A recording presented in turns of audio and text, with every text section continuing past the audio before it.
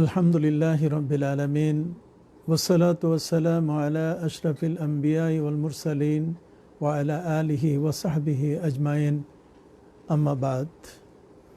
সুধী দর্শক শ্রোতা, আসসালামু আলাইকুম ওয়া রাহমাতুল্লাহি ওয়া বারাকাতুহু। এই মুহূর্তে দেশে এবং প্রবাসে যে যেখান থেকে আমার সাথে লাইভ অনুষ্ঠানে যুক্ত হয়েছেন, আপনাদের সকলকে জানাচ্ছি আন্তরিক শুভেচ্ছা এবং প্রাণাধিক অভিনন্দন। সেই দর্শক, করোনা ভাইরাস চলছে সারা পৃথিবীতে, এর কঠিন তাণ্ডব শুরু হয়েছে। প্রতিদিন মৃত্যুর কাতারে মানুষের সংখ্যা বেড়েই চলছে।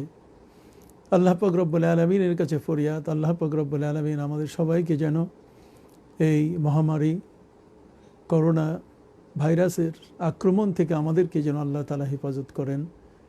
তিনি যেন আমাদের এবং বিশ্ব মুসলিম সহ সারা পৃথিবীর সকল মানুষকে আল্লাহ যেন মুক্তি দান করেন, আল্লাহর কাছে সবিশেষ প্রার্থনা। সেই দর্শক, আজকে যে বিষয়টি নিয়ে আমরা আপনাদের সামনে কথা বলবো বা যে বিষয়টি নিয়ে আমি উপস্থিত হয়েছি, আর সেটি হলো যে ঘরে জুমার নামাজ আদায় হবে কিনা। আমরা জুমাকে কেন্দ্র করে ঘরে জুমার নামাজ পড়তে পারবো কিনা। আপনারা সকলেই জানেন সরকারি একটি নির্দেশ আছে যে জুমায় অন্তত পক্ষে 10 জন ব্যক্তি সেখানে হবেন, আর ওয়াক্তিয়া নামাজে 5 জন, এর অধিক যেন না হয়, এমন একটি সরকারের ঘোষণা। তো এরই উপরে ভিত্তি করে সারা দেশে কেউ পক্ষে কেউ বিপক্ষে কথাবার্তা বলছেন। তো আমরা আজকের আলোচনায় জানব যে জুমার নামাজ আল্লাহ সুবহানাহু ওয়া তাআলা আমাদের উপরে ফরজ করে দিয়েছেন, এই জুমার নামাজ পবিত্র কোরআন মজিদে একটি সূরা আল জুমার মাধ্যমে আমাদেরকে তিনি উপহার দিয়েছেন। জুমার নামাজ নিঃসন্দেহে একটি শ্রেষ্ঠ দিন, একটি শ্রেষ্ঠ দিবস, জুমার দিবস। খোদ নবী করিম সাল্লাল্লাহু আলাইহি ওয়াসাল্লাম ইরশাদ করেছেন, খায়রু ইয়ামিন তালাআত ফিহি শামসু ইয়াউমুল জুমআ। পৃথিবীর মধ্যে সবচেয়ে উত্তম দিন হলো জুমার দিন, যেই দিনে তোমাদের জুমার সূর্য উদিত হয়েছে। তাহলে যেই দিনে উত্তম, যে দিনটিতে সূর্য উদিত হয়েছে, সেই দিনটিকে প্যারা নবী রাসূল করিম সাল্লাল্লাহু আলাইহি সাল্লাম তিনি জুমার দিন হিসাবে সেটাকে ঘোষণা করেছেন। আসলে ইসলামের শুরুতে যখন নবী করিম সাল্লাল্লাহু আলাইহি সাল্লাম মদিনা মুনাওয়ারায় যাননি, আগের থেকে সাহাবা ইকরাম নবী করিম সাল্লাল্লাহু আলাইহি সাল্লামের হিজরতের খবর, নবীজি সাল্লাল্লাহু আলাইহি সাল্লামের স্বপ্নের ব্যাপারটি যখন জানলেন যে নবী সাল্লাল্লাহু আলাইহি সাল্লাম বলেছেন যে আমি খেজুরের দেশে আমি হিজরত করব, তো সাহাবা ইকরাম বুঝতে পেরেছেন ওই সময় খেজুরের দেশ বলতে গেলে আল মদিনা আল মুনাওয়ারা। কাজেই তারা অনেকেই আগে ভাগে তারা মদিনা মুনাওয়ারায় হিজরত করে চলে গেছেন। তো মদিনার যে সকল ব্যক্তি নবী করিম সাল্লাল্লাহু আলাইহি সাল্লামের প্রতি ঈমান এনেছেন, আপনারা জানেন আকাবায়ে উলা, আকাবায়ে সানিয়া, আগে আগে নবী করিম সাল্লাল্লাহু আলাইহি সাল্লামের কাছে কেউ কেউ এসে তারা মক্কায়, মিনায় গোপনে নবী করিম সাল্লাল্লাহু আলাইহি সাল্লামের কাছে ঈমান গ্রহণ করে তারা মদিনায় ফিরে গেছিলেন। মদিনায় গিয়ে তারা ফিরে যাওয়ার পরে যারা মাদানী, যারা আনসার, তারা দেখতে পেলেন যে সেখানে ইহুদি যারা, তারা শনিবারের দিনে তারা বিশেষ প্রার্থনায় লিপ্ত হয়। তারা মনে করে যে এদিন আল্লাহ তাআলা 7 আসমান 7 জমিন সৃষ্টি করে তিনি এই দিনে সমাপ্ত করেছেন। সমাপ্তির দিন হিসাবে তারা এই দিনটির সম্মান করে থাকে। শনিবারের দিনের তারা গুরুত্ব দিয়ে সবাই মিলে একত্রিত হয় এবং বিশেষ প্রার্থনায় লিপ্ত হয়। আবার যারা খ্রিস্টান, মদিনা মুনাওয়ারার যে সকল আনসার, তারা দেখতে পেলেন যে খ্রিস্টানরা তারা মনে করে যে আল্লাহ তাআলা আসমান এবং জমিন, এই পৃথিবীর সূচনা করেছেন তিনি রবিবার থেকে। অতএব তারা সেই সূচনার দিনটিকে অত্যন্ত একটি কৃতজ্ঞতার দিন হিসাবে নিজেদের মধ্যে হিসাব করে তারা সেই দিনটিতে বিশেষভাবে প্রার্থনায় তারা লিপ্ত হতো এই রবিবারের দিনে।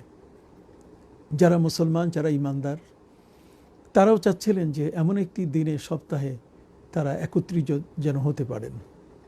তাদের এই একত্রিত হওয়ার ক্ষেত্রে আনসারি সাহাবা ইকরাম তারা হজরতে আসাদ ইবনে জুরারা রাদিয়াল্লাহু তাআলা আনহুর কাছে পরামর্শের জন্য গেলেন এবং হজরতে আসাদ ইবনে জুরারা রাদিয়াল্লাহু তাআলা আনহু তিনি তার ঘরে তিনি সবাইকে একত্রিত করে, সে দিনটি ছিল আজকের আমরা যেটাকে জুমার দিন বলতে, সেই জুমার দিন।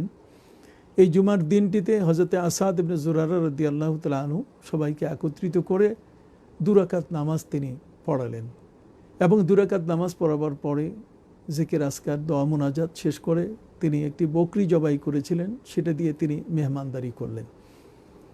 হাদিস শরীফের মধ্যে এসছে হযরতে আসাদ ইবনে জুরারা রাদিয়াল্লাহু তাআলা যে দিনটি তিনি সবাইকে একত্রিত করে 2 রাকাত নামাজ পড়েছিলেন, সেই দিনটিকে আল্লাহ সুবহানাহু ওয়া তাআলা ইয়াউমুল জুমআ, যদিও সে দিনটি আগে ইয়াউমু আরুবা, জাহিলি যুগে এই দিনটির নাম ছিল ইয়াউমুল আরুবা, কিন্তু মুসলমানরা যখন তারা সবাই মিলে একত্রিত হয়ে আল্লাহ পাক রব্বুল আলামিনের বিশেষ ইবাদতে তারা আত্মনিয়োগ করে 2 রাকাত নামাজ তারা আদায় করলেন, আল্লাহ সুবহানাহু ওয়া তাআলা তিনি খুশি হয়ে এই দিনটিকে তিনি জুমার দিন ঘোষণা করলেন। এবং পবিত্র কোরআনের আয়াত প্যারা নবী রাসূল কারীম সাল্লাল্লাহু আলাইহি ওয়াসাল্লামের উপরে নাজিল করা হলো। আল্লাহ সুবহানাহু ওয়া তাআলা ইরশাদ করলেন, ইয়া আইয়ুহাল্লাযীনা আমানু ইযা নুদিয়া লিস-সালাতি মিন ইয়াউমিল জুমআতি ফাসআউ ইলা যিকরিল্লাহি ওয়া যারুল বায়'। হে ইমানদার ব্যক্তিরা, যখন তোমাদেরকে জুমার দিনে ডাকা হবে তখন তোমরা তোমাদের বেচাকেনা ছেড়ে দিয়ে আল্লাহর জিকিরে তোমরা অগ্রসর হও, সেখানে তোমরা যত তাড়াতাড়ি পারো চলে আসো। আমরা দেখেছি সে সহিহ বুখারীতে ইমাম বুখারী আলাইহির রহমা তিনি বুখারী শরীফের মধ্যে এই কথাটি উল্লেখ করেছেন, এবং বুখারী শরীফের 120 পৃষ্ঠায় তিনি উল্লেখ করেছেন, বিসমিল্লাহির রহমানির রহিম, কিতাবুল জুমআ, বাবু ফরজিল জুমআতি লিকাউলিল্লাহি তাবারাকা ওয়া তাআলা, আউযু বিল্লাহি মিনাশ শাইতানির রাজিম, ইযা নুদিয়া লিস-সালাতি মিন ইয়াউমিল জুমআতি ফাসআউ ইলা যিকরিল্লাহি ওয়া যারুল বায়', যালিকুম খায়রুল লাকুম ইন কুনতুম তা'লামুন।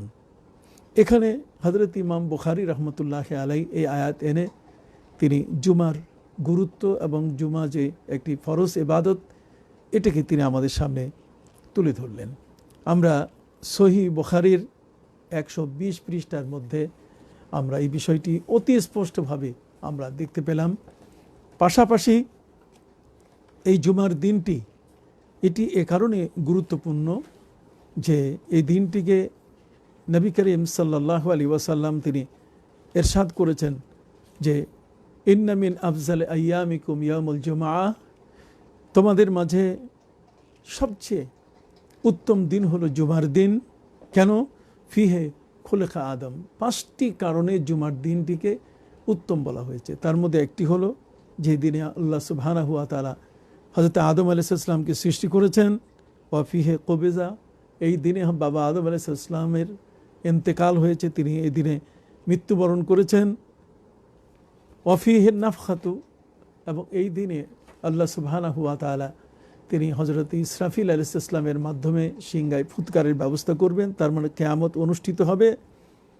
এই দিনে হযরতে বাবা আদম আলাইহিস সালামকে আল্লাহ পাক রব্বুল আলামিন আসমান থেকে, তার মানে জান্নাত থেকে পৃথিবীতে অবতরণের তিনি ব্যবস্থা করেছেন।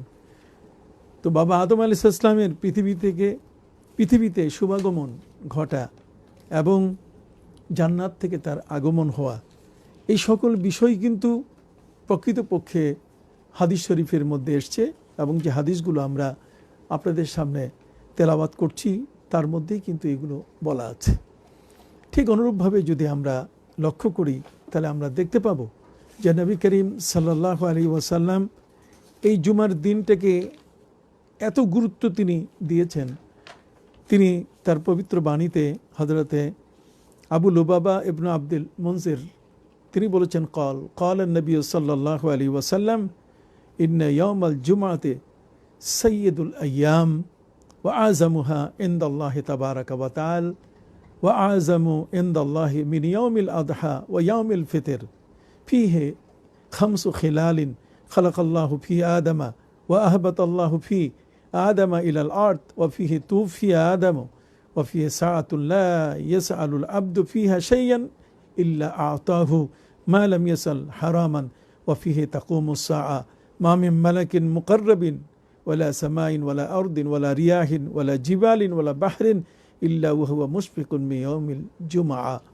রাওয়াহু ইবনে মাজা ওয়া রাওয়া আহমদ আন সাদ ইবনে মাজ রাদিয়াল্লাহু তাআলা আনহু।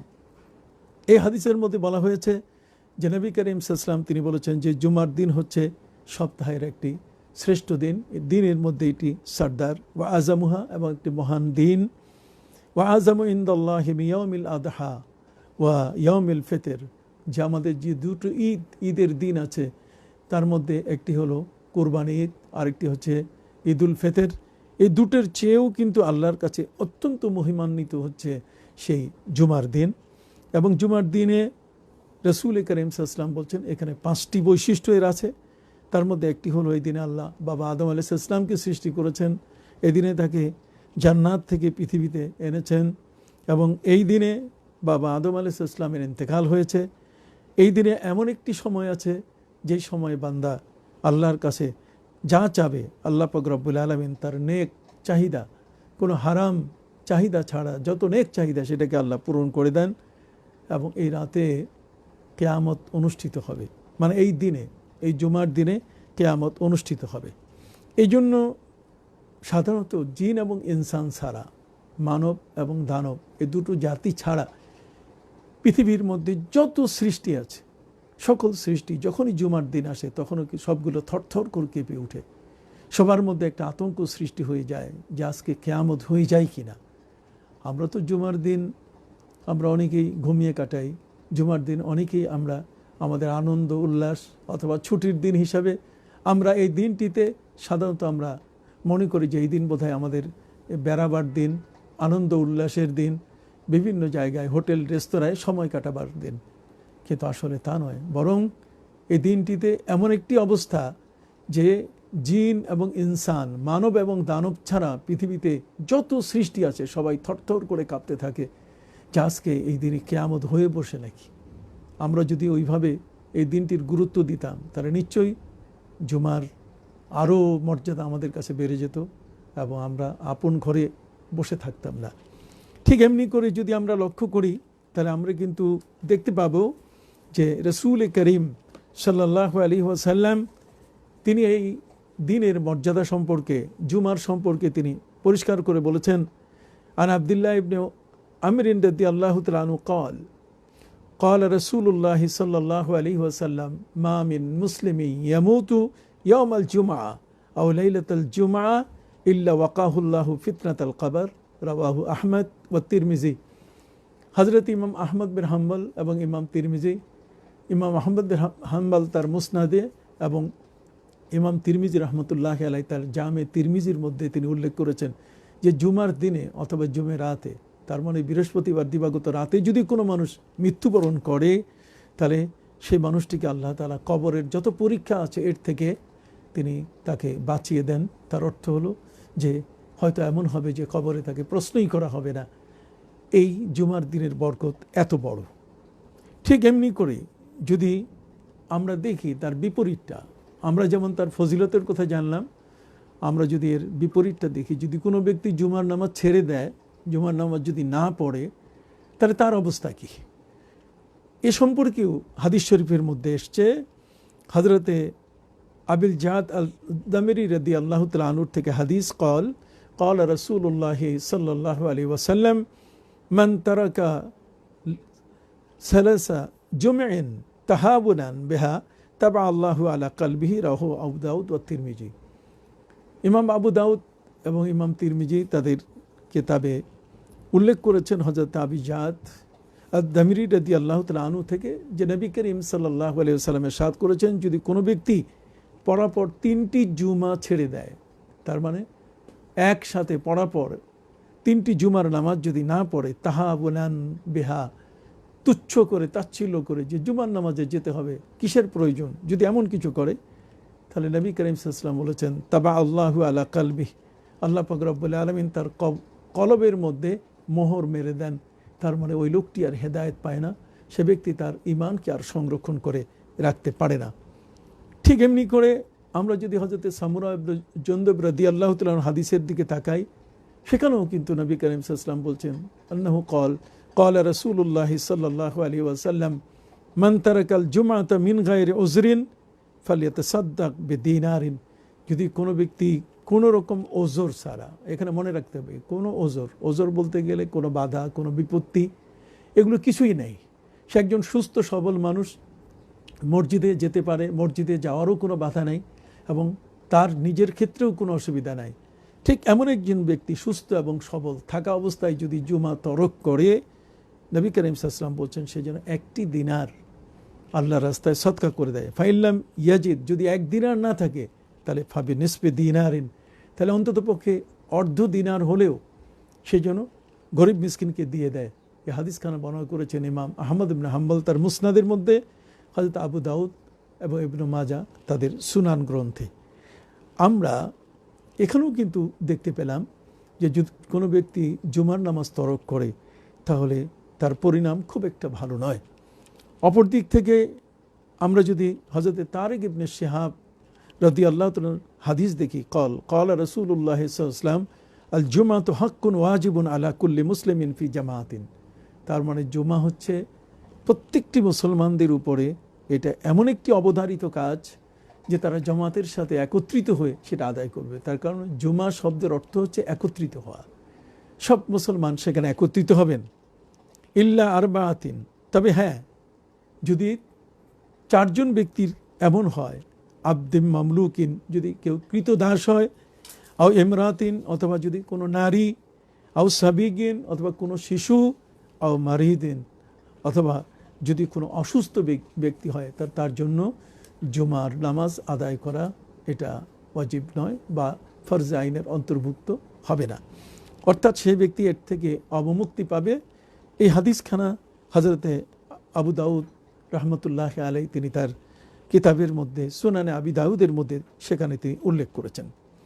ঠিক অনুরূপভাবে হযরতে আব্দুল্লাহ ইবনে আব্বাস রাদিয়াল্লাহু তাআলা আনহুমার একখানা হাদিস, আন ইবনে আব্বাস রাদিয়াল্লাহু তাআলা আনহুমা আন্নাহু قال رسول الله, এখানে ইন্নান নবী সাল্লাল্লাহু আলাইহি সাল্লাম قال মান তারাকাল জুমাতা মিন গায়রি জরুরাতিন, প্রয়োজন ছাড়া অহেতু এমনি খামখেয়ালি বশত যদি কোনো ব্যক্তি জুমার নামাজ ছেড়ে দেয়, নবী করিম সাল্লাল্লাহু আলাইহি সাল্লাম বলছেন কুতিবা মুনাফিকান ফি কিতাবিন লা ইউমহা ওয়া লা ইউবাদদাল, বরং তাকে মুনাফিক হিসাবে গণ্য করা হবে, মুনাফিক হিসাবে লেখা হবে, এমন একখানা কিতাবে, এমন একটি রেজিস্টারে সেটা লিপিবদ্ধ করা হবে যেটা কখনো মুছে ফেলা হবে না, আর এই কথা কখনো পরিবর্তন হবে না।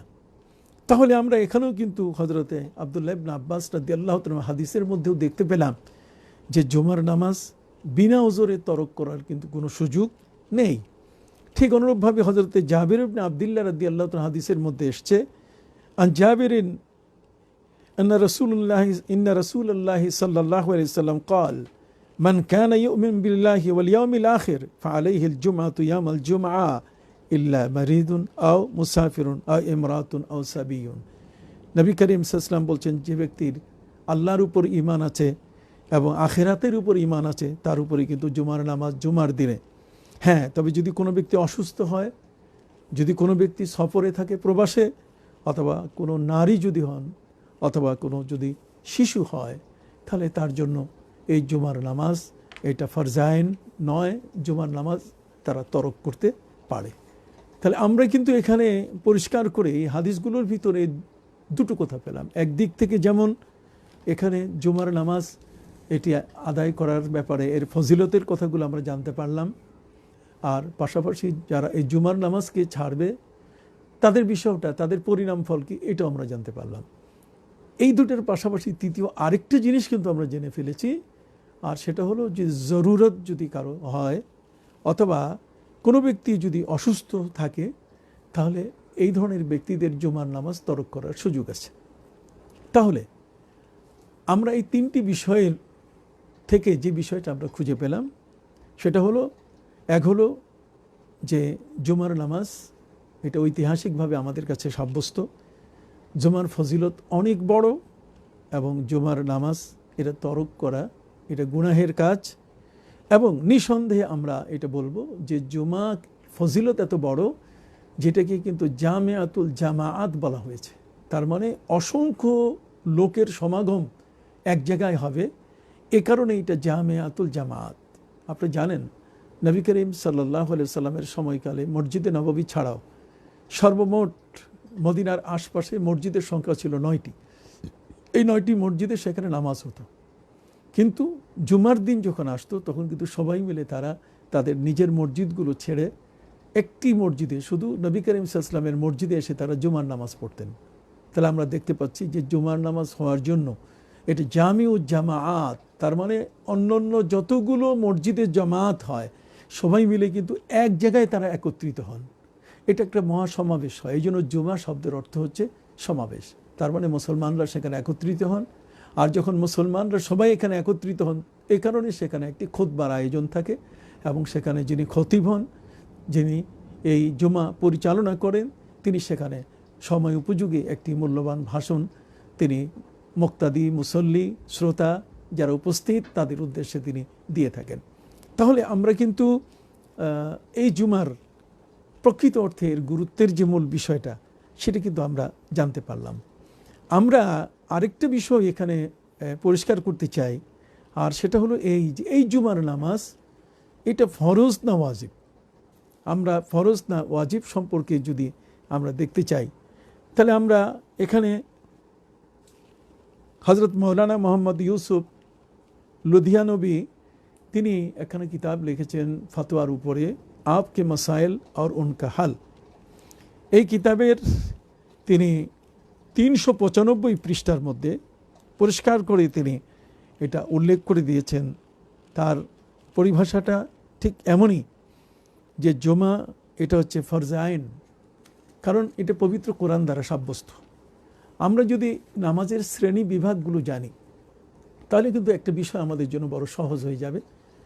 নামাজের শ্রেণী বিভাগ বলতে গেলে যা আমাদের নামাজের শ্রেণী বিভাগের মধ্যে আছে, একটি ফরজে আইন আছে, তারপরে শ্রেণী বিভাগের মধ্যে আছে ফরজে কিফায়া, এরপরে ওয়াজিব আছে, এরপরে সুন্নত আছে, এরপর নফল আছে।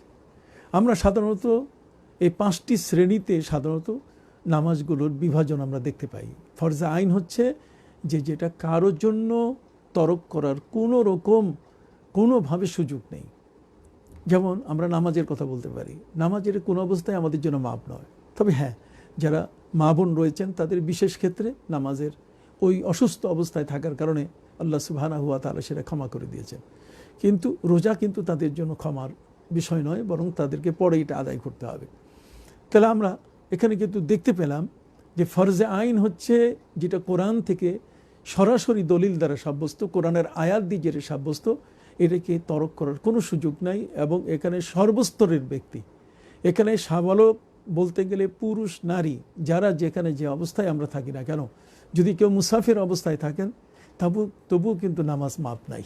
যদি কোনো ব্যক্তি অসুস্থ হয়ে থাকেন তবুও কিন্তু নামাজ মাপ নাই। ফরজে আইন হচ্ছে এমন একটি ফরজ যে ফরজটা কোরআনের দলিল দ্বারা সাব্যস্ত এবং যেটা না করলে গুনাহে কবিরা হবে, এবং যদি কোনো ব্যক্তি না করে তাহলে তার জন্য কঠিন শাস্তির ব্যবস্থা হবে।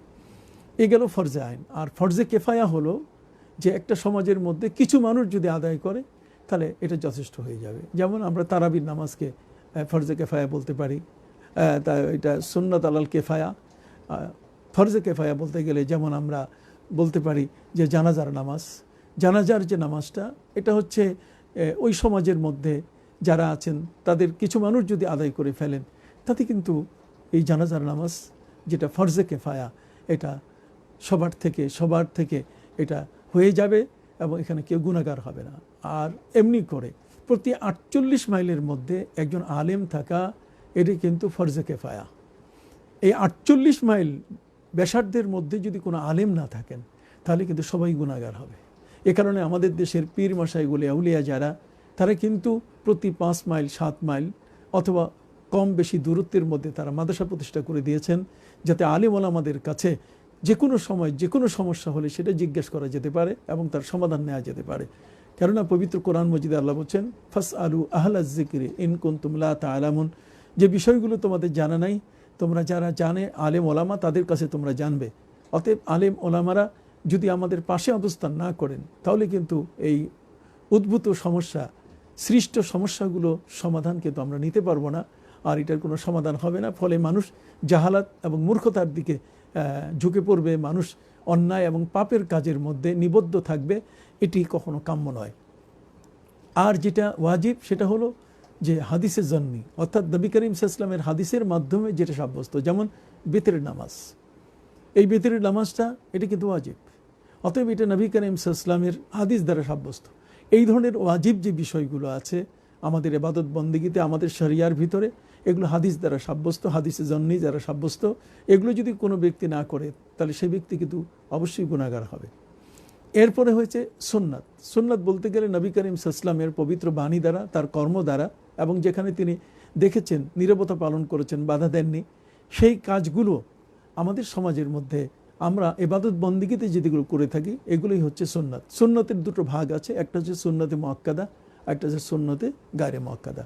সুন্নতে মুআক্কাদার মধ্যে যেমন জোহরের আগের, ফরজের আগে 4 রাকাত এবং ফরজ 4 রাকাতের পরে 2 রাকাত, ঠিক এমনি করে আমরা মাগরিবের 3 রাকাতের পরে যে 2 রাকাত, এশার নামাজের পরে আমাদের যে 2 রাকাত, এগুলো সব মিলে আমরা ফজরের নামাজের পূর্বে 2 রাকাত, এগুলো সব সুন্নতে মুআক্কাদার অন্তর্ভুক্ত। এগুলো যদি কোনো ব্যক্তি তরক করে তাহলে কিয়ামতের ময়দানে সে গুনাহগার হবে এবং নবী করিম সাল্লাল্লাহু আলাইহি ওয়াসাল্লাম তাকে সোহকান সোহকান বলে তাড়িয়ে দিবেন, সরে যাও, সরে যাও, তুমি আমার সুন্নতগুলোকে গুরুত্ব দিয়ে আদায় করবেন। আর সুন্নতে গায়রে মুআক্কাদা বলতে গেলে আমরা সুন্নতে জায়েদা বলতে পারি, যেমন আমরা আসরের নামাজের পূর্বে 4 রাকাত, এশার নামাজের পূর্বে আমরা 4 রাকাত, এগুলোকে আমরা বলতে পারি। তো এই ধরনের ইবাদতগুলো, এগুলো কিন্তু হাদিস দ্বারা এসছে। ঠিক অপর দিক থেকে নফল হচ্ছে যে কাজগুলো আমরা সাধারণত হাদিসের আলোকে নবী করিম সাল্লাল্লাহু আলাইহি সাল্লাম আমাদেরকে যেটা করার জন্য বলেছেন, তবে এটা করতে গেলে সওয়াব পাওয়া যাবে। যেমন আমরা বলতে পারি যে আমাদের ইশরাকের নামাজ, আমরা আউয়াবিরের নামাজ, এই নামাজগুলো এগুলো হাদিস দ্বারা সাব্যস্ত হয়েছে, তবে এগুলো নফলের পর্যায়ে। তো এখানেও কিন্তু আমরা দেখতে পেলাম যে নামাজের এই শ্রেণী বিভাগ আছে, এই শ্রেণী বিভাগের মধ্যে সেখানে জুমার নামাজটা কিন্তু ফরজে আইন। এই ফরজে আইনের মতো একটা জুমা, এটার গুরুত্ব কত বড়, আর সেই গুরুত্বপূর্ণ ইবাদতটি আজকের আমরা করোনা ভাইরাসের এই বড় ধরনের একটা মহাবিপদের সারা পৃথিবী যখন শিকার, সেক্ষেত্রে আমরা এটাকে কিভাবে আদায় করব।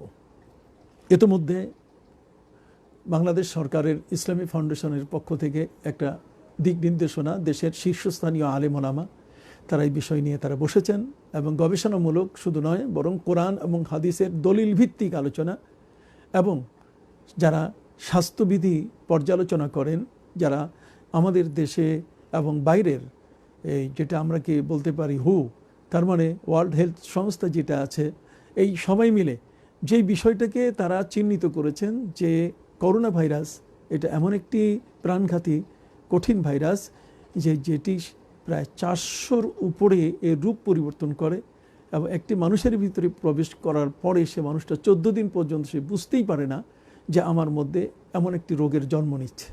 এবং এটা এমন একটা প্রাণঘাতী রোগ, আমরা ইতিমধ্যে দেখেছি যে প্রায় 1 লাখের উপরে মানুষ কিন্তু পৃথিবী থেকে বিদায় হয়ে গেছে, এবং বিশেষ করে সেই চীনের উহান থেকে শুরু হয়ে সেই পৃথিবীর এত বড় বড় যে দেশগুলোতে সবচেয়ে বড় চিকিৎসা ব্যবস্থা আছে, যাদের ভেন্টিলেশনের সাধারণত অভাব মনে করা হয় নাই, যাদের ভেন্টিলেটর রয়েছে, যাদের চিকিৎসার অনেক তথ্য উপাত্ত এবং তাদের ডাক্তার নার্স এদের যাবতীয় প্রস্তুতি আছে।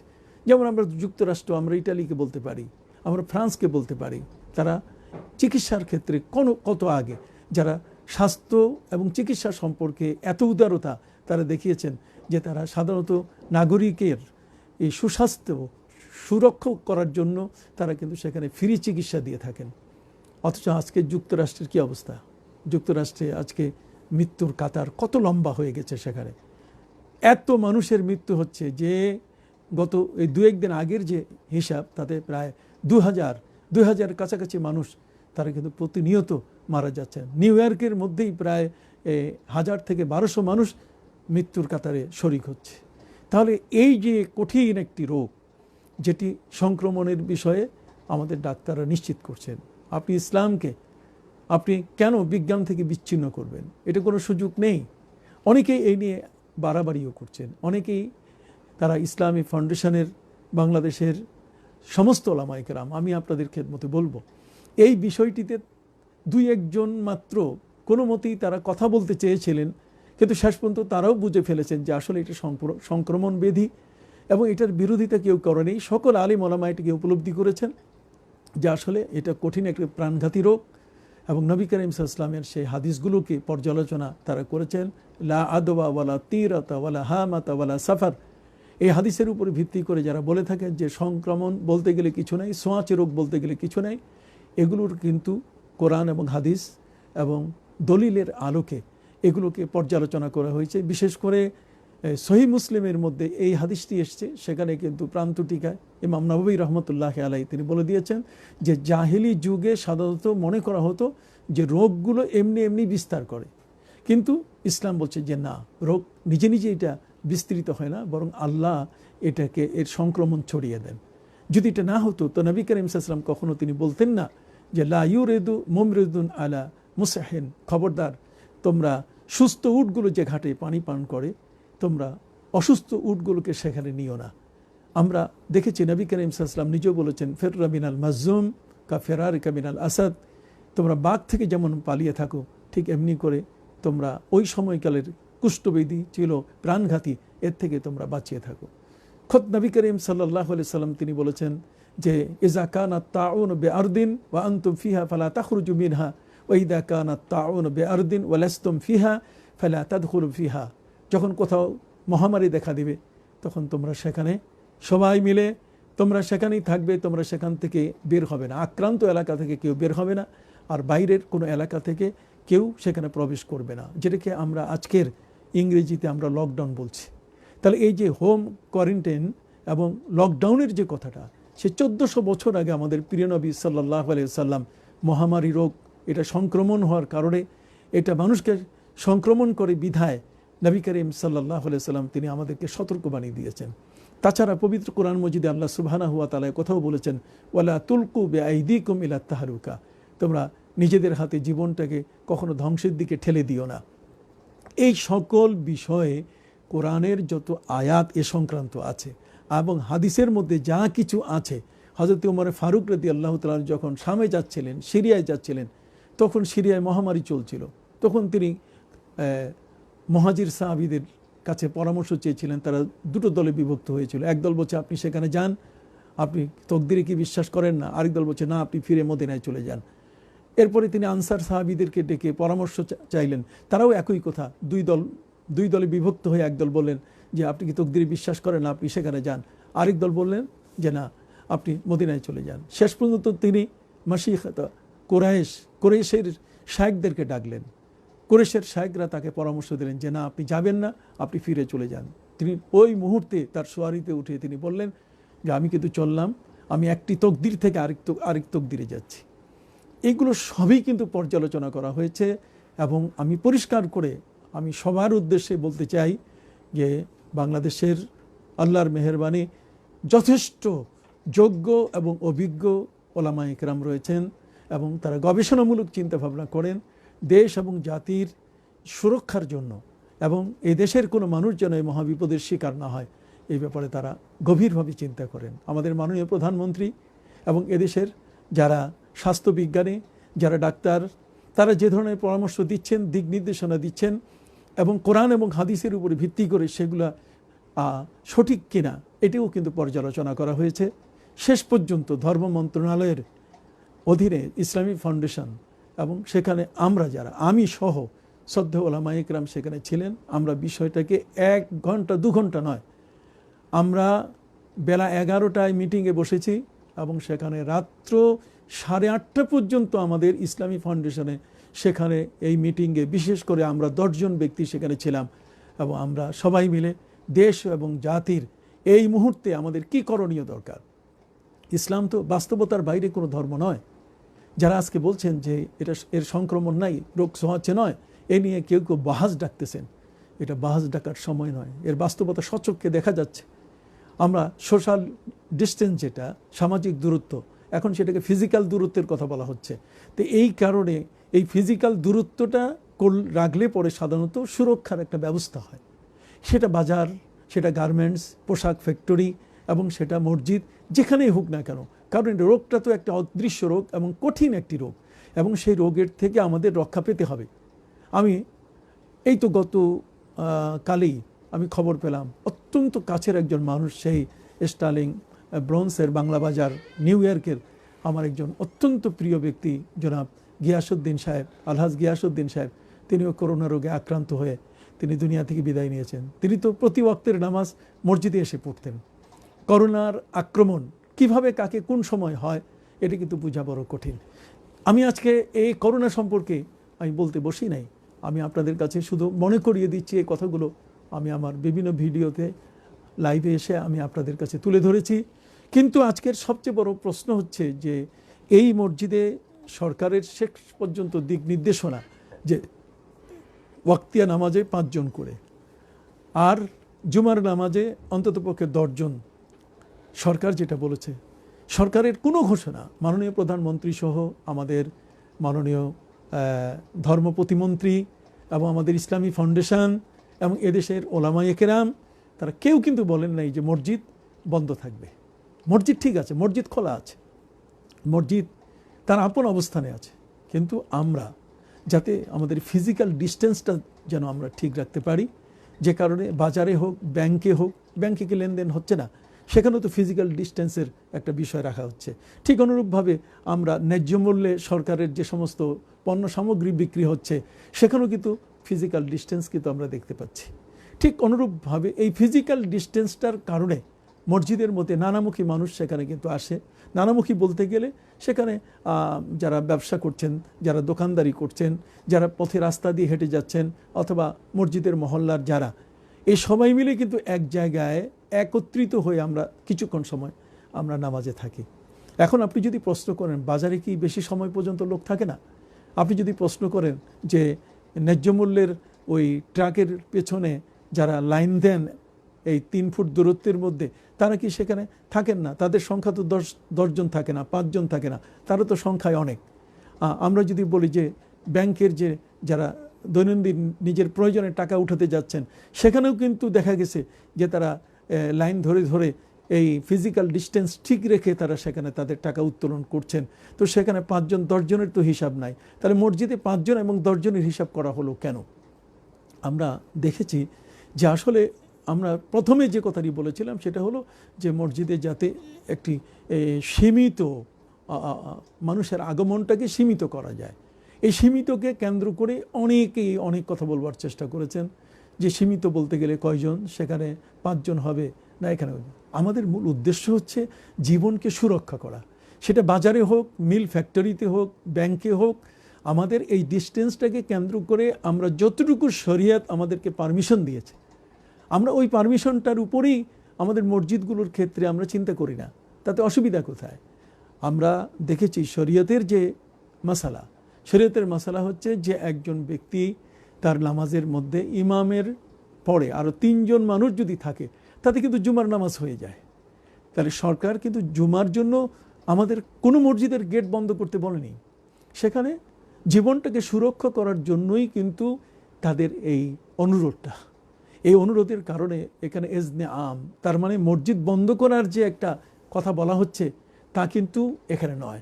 আমি আপনাদের কাছে এখানে যে বিষয়টা বলতে চাই যে আমাদের তো শরিয়ার, আমাদের ফতোয়ার যে বিষয়গুলো, সেখানে কিন্তু একটা বিষয় আছে, আর এই বিষয়টি হলো যে কি কি কারণে আমরা জামাত তরক করতে পারি। অর্থাৎ আমরা তো অনেকেই এখন উৎসাহী হয়ে আমরা বলছি যে না, মসজিদে আমরা সবাই যেতে চাই, মসজিদে আমরা সেখানে একত্রিতভাবে আমরা ইবাদত বন্দেগী করতে চাই। তাহলে মসজিদে আপনি একসাথে ইবাদত বন্দেগী করতে চান, এটার বিপক্ষে আমরা অবশ্যই নই। আমি তো একেবারেই না, আমিও চাই যে আমরা মসজিদে আল্লাহর ঘরে আমরা ইবাদত বন্দেগী করি। মসজিদ কেন সেখানে লকডাউন হবে, মসজিদ কেন সেখানে বন্ধ হবে, মসজিদের সেখানে লোক সংখ্যা কেন সীমিত করা হবে?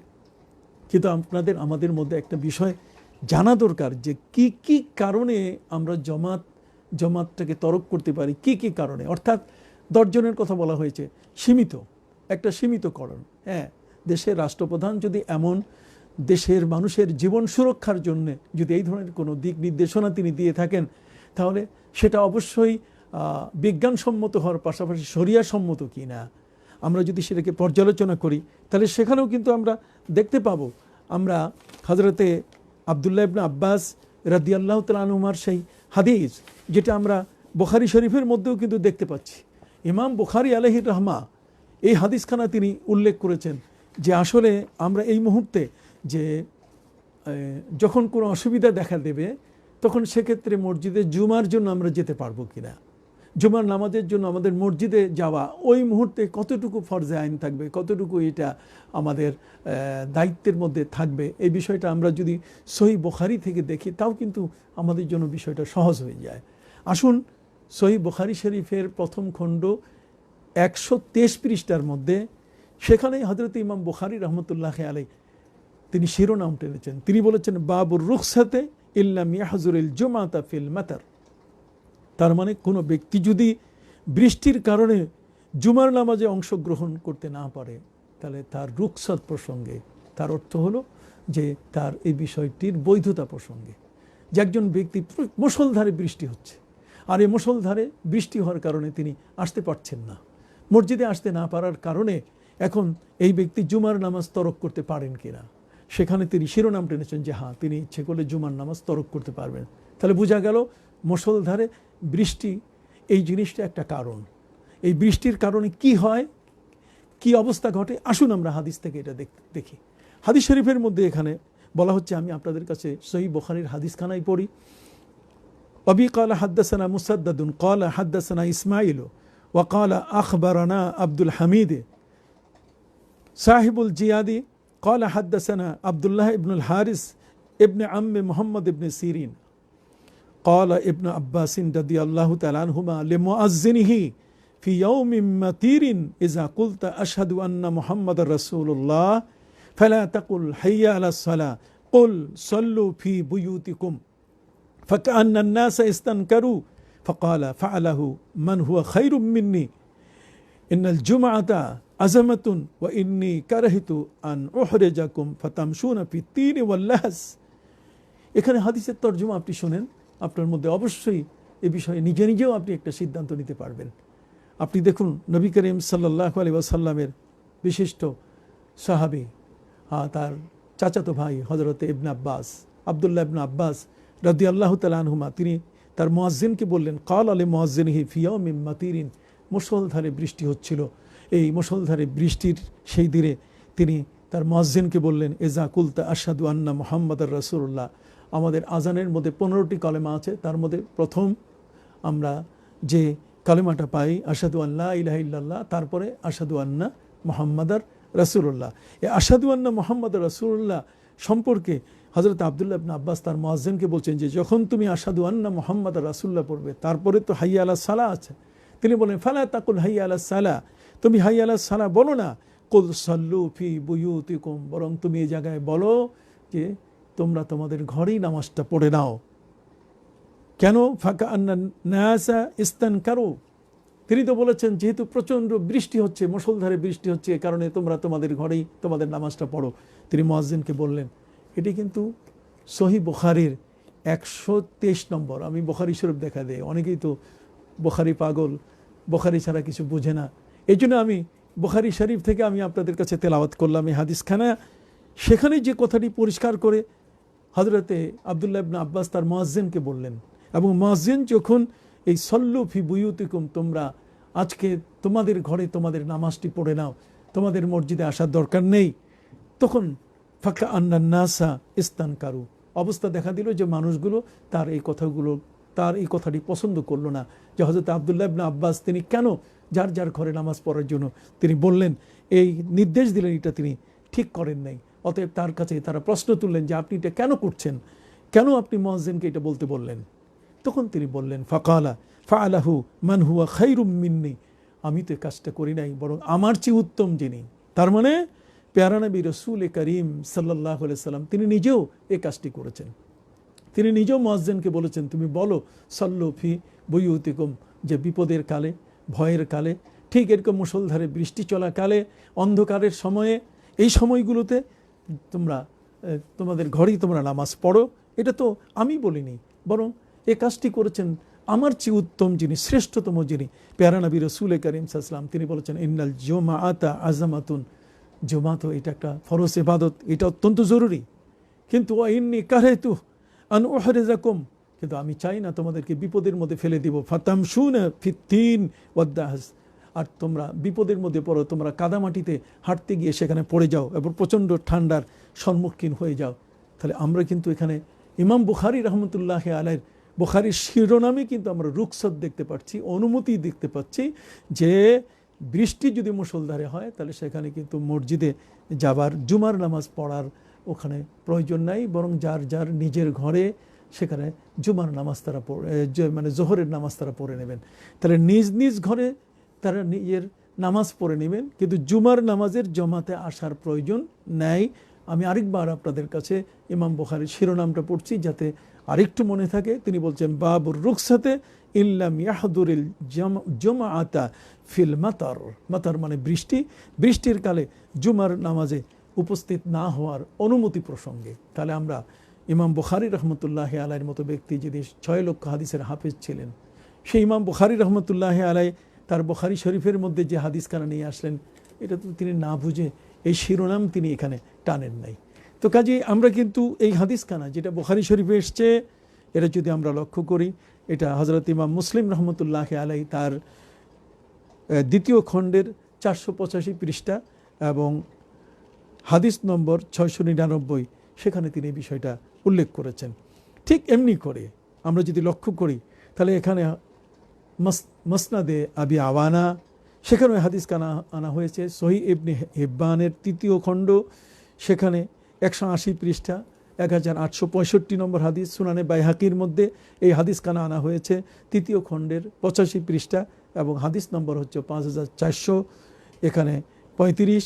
ঠিক অনুরূপভাবে সুনানে আবু দাউদের 1ম খণ্ড পৃষ্ঠা নম্বর 411 এবং হাদিস নম্বর হচ্ছে 1068।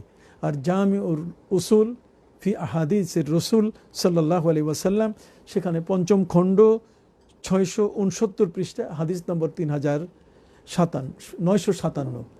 এই এতগুলো কিতাবের মধ্যে কিন্তু হযরত আব্দুল্লাহ ইবনে আব্বাস রাদিয়াল্লাহু তাআলা আনহুমার যে হাদিসখানা আমরা শুনলাম, সেই হাদিসখানা আমরা এই হাদিসখানা তারা বর্ণনা করেছেন, আমরা জানতে পারলাম। এখন আসেন যে আমরা কোন কোন আরও কি কি কারণ আছে যে কারণে আমরা জুমার নামাজ মসজিদে না গিয়ে আমরা জোহরের নামাজ নিজেদের ঘরে পড়তে পারি। কি কি কারণ? সেই কারণের মধ্যে যেটাকে আল ওজরুল মানে আমরা বলি, তার মানে ন্যায্য যে কারণে আমরা জমাত তরক করতে পারি, তার মধ্যে একটি হলো যে একজন ব্যক্তি নামাজ পড়বেন তিনি জমাতে, কিন্তু সেখানে যাওয়ার যে লজ্জা নিবারণের জন্য যতটুকু তার পোশাক প্রয়োজন এটা তার কাছে নাই, সতর ঢাকার পোশাক তার কাছে নাই, এ কারণে তিনি জমাত তরক করে তিনি তার নিজের ঘরে নামাজ পড়তে পারেন। তাহলে এখানেও কিন্তু আমরা সুযোগ দেখতে পাচ্ছি যে জমাতের সাথে জুমার নামাজ বা ওয়াক্তিয়া নামাজ একজন ব্যক্তি এমন যার পোশাক, যার সতর ঢাকার মতো কাপড় নেই, তিনি কিন্তু সেখান থেকে তিনি নিজের ঘরে নামাজ পড়তে পারেন। আমরা আরও দেখতে পাচ্ছি যে মসজিদে যাবার পথে যদি কঠিন কাদা থাকে, তার মানে পিচ্ছিল অবস্থা, পথ এত পিচ্ছিল যে সেখানে যাওয়া বড় কঠিন, অথবা চলতে গেলে খুব কষ্ট হয়, হয়তো সেখানে পিছলে পড়ে যাবে, তাহলে সেখানেও কিন্তু জমাত তরক করা জায়েজ আছে। আমরা যদি লক্ষ্য করি, যেটা আগেও আমরা আলোচনা করেছি, মুষলধারে বৃষ্টি, ঝড় তুফান, এই ঝড় তুফানের মধ্যে আমরা কিন্তু সেখানে জমাত তরক করতে পারি। ঠিক অনুরূপভাবে যদি প্রচণ্ড শীতের প্রকোপ হয়, আমরা যেটা আমেরিকায় দেখতে পাই, আমরা ঠিক এই ধরনের ইউরোপেও দেখতে পাই যে যখন স্নো পড়ে, যখন তাদের উপরে এই ঠান্ডার সময় যখন চলে আসে, তখন কিন্তু বের হওয়া তাদের জন্য বড় কঠিন হয়ে দাঁড়ায়। তাহলে এ সময় দেখা যায় যে আপনি জমাত তরক করতে পারেন, জমাত তরক করার অনুমতি আছে। ঠিক অনুরূপভাবে যদি কোনো ব্যক্তি ঘর থেকে বের হয়ে যদি তিনি মসজিদে যান আর সেখানে আবহাওয়া এমন যে তার গায়ে লাগলে পরে সেখানে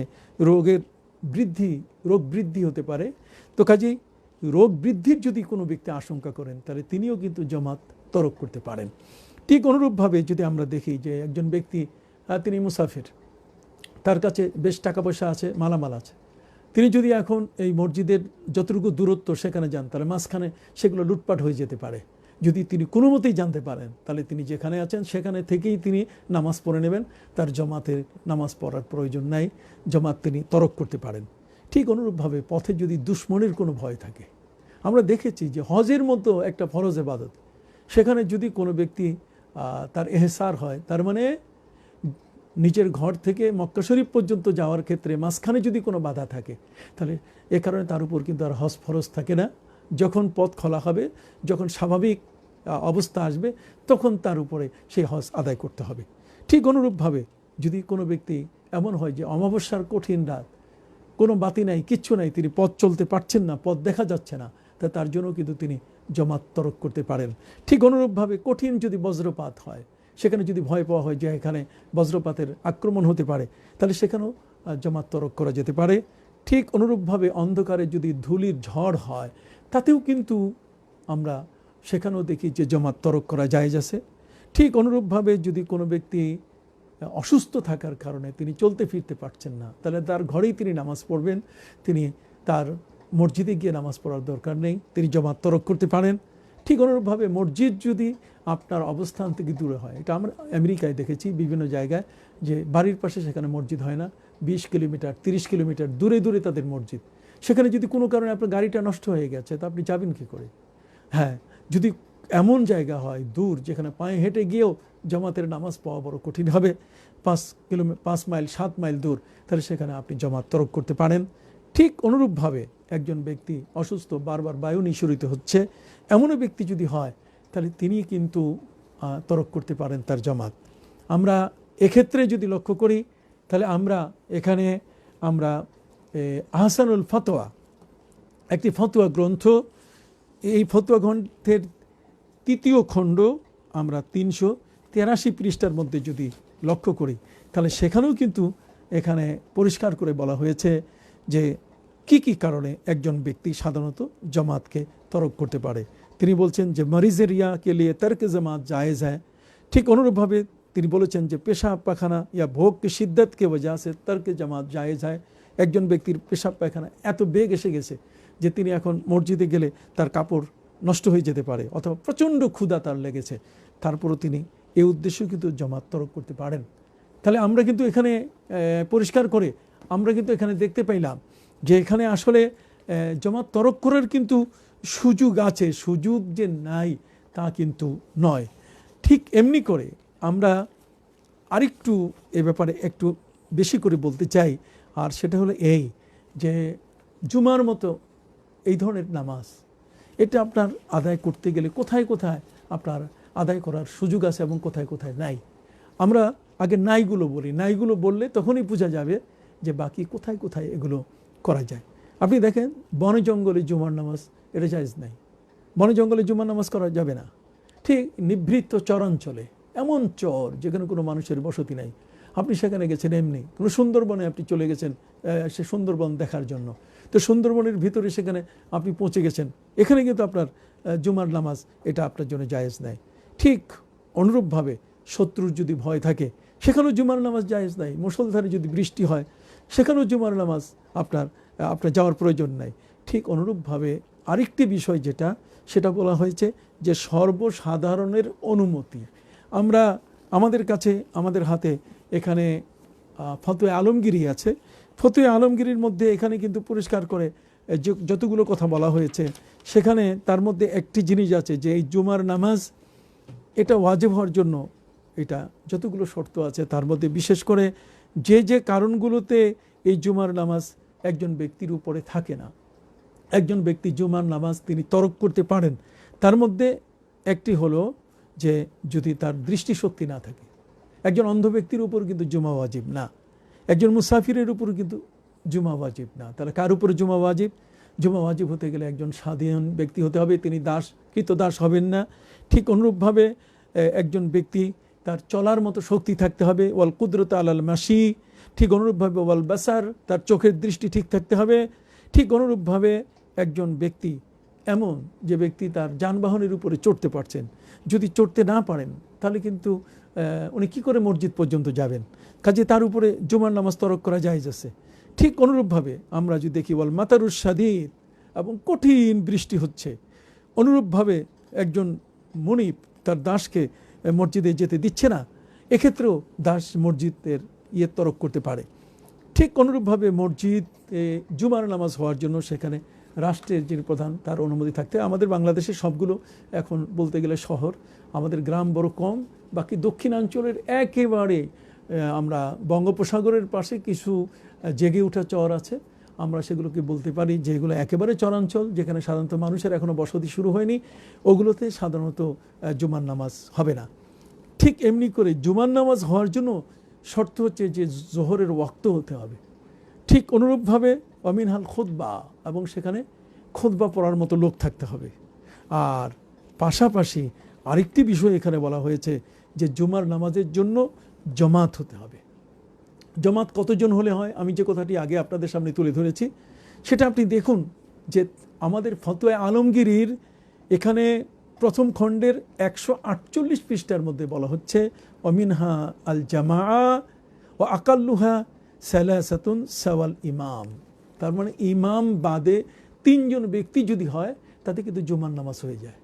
তাহলে আমাদের বর্তমান সময়কালে এই করোনা ভাইরাসের যে কঠিন আক্রমণ, এই মহামারীটা, এটা সংক্রমণের যে কঠিন অবস্থায় সারা পৃথিবীর মানুষগুলোর মধ্যে তাণ্ডব চালাচ্ছে, সেক্ষেত্রে আমরা বুঝতে পারছি না মসজিদে যারা আসতেছেন সেখানে কিন্তু একজন ইমাম নিয়মিত সেখানে যাচ্ছেন, ঠিক অনুরূপভাবে একজন মুয়াজ্জিন নিয়মিত আজান দিচ্ছেন, একজন খাদেম যারা আছে তারা মসজিদে সবসময় অবস্থান করছেন।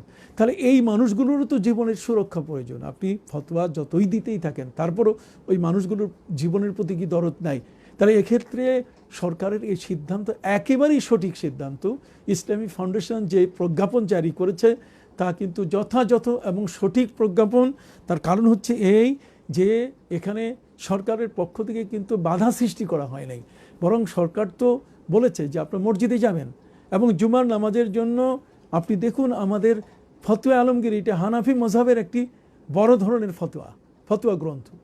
এই যে সম্রাট আলমগীরের যুগে বাদশাহ আওরঙ্গজেবের যুগে এটা যে লেখা হয়েছে, এই দেখুন এখানে স্পষ্ট করে অসংখ্য ওলামা ইকরাম একত্রিত হয়ে তারা সেখানে যে অভিমতগুলো দিয়েছেন এগুলো তো এমনি এমনি নয়। তাছাড়া আমাদের এই দক্ষিণ এশিয়ার মানুষ যারা, তাদের সাথে তো ফতোয়া আলমগীরের সম্পর্ক অনেক বেশি। এখানে দেখুন অমিনহা আল জামা, জুমার নামাজ হওয়ার জন্য জমাত হতে হবে। তাহলে জমাত হতে গেলে কতজন ব্যক্তি হলে জমাত হয়, সেখানে বলা হচ্ছে ও আকাল্লুহা সালাসাতুন সাওয়াল ইমাম। তার মানে ইমাম বাদ দিয়ে 3 জন ব্যক্তি হলেই আপনার জামাত হয়ে যাবে। তাহলে দেখুন জায়েজ হওয়ার জন্য বর্তমান পরিস্থিতিতে আপনি যেখানে আমরা হোম কোয়ারেন্টাইনে লকডাউনের অবস্থা সারা পৃথিবীতে দেখতে পাচ্ছি, যত দূরে যে অবস্থান করতে পারছে, যার হোম কোয়ারেন্টাইন যত সুন্দর, যিনি যত ঘরের মধ্যে অবস্থান করছেন, লোকালয়ে চলাফেরা যার যত কম, তিনি কিন্তু তত সুস্থ আছেন। বর্তমান সময়কালে ডাক্তারের যে পরামর্শ সেটা হলো আপনার ঘরে থাকবেন, ঘরে থাকুন, সুস্থ থাকুন, এই স্লোগান চলে এসছে। তার অর্থ হলো যে এই কঠিন ভাইরাসটি, এটা কিন্তু আপনার ঘরে থাকলে এটার আক্রমণ কিন্তু ওইভাবে হয় না, যখন এক মানুষ থেকে আরেক মানুষে এটা ছড়িয়ে যায়। যেমন নবী সাল্লাল্লাহু আলাইহি ওয়াসাল্লাম বলেছেন যে তোমরা অসুস্থ উটগুলোকে সুস্থ উটের কাছে তোমরা নিও না, পানি খাওয়াইও না সেই ঘাটে, তাহলে সুস্থ উটগুলো কিন্তু অসুস্থ হয়ে যাবে।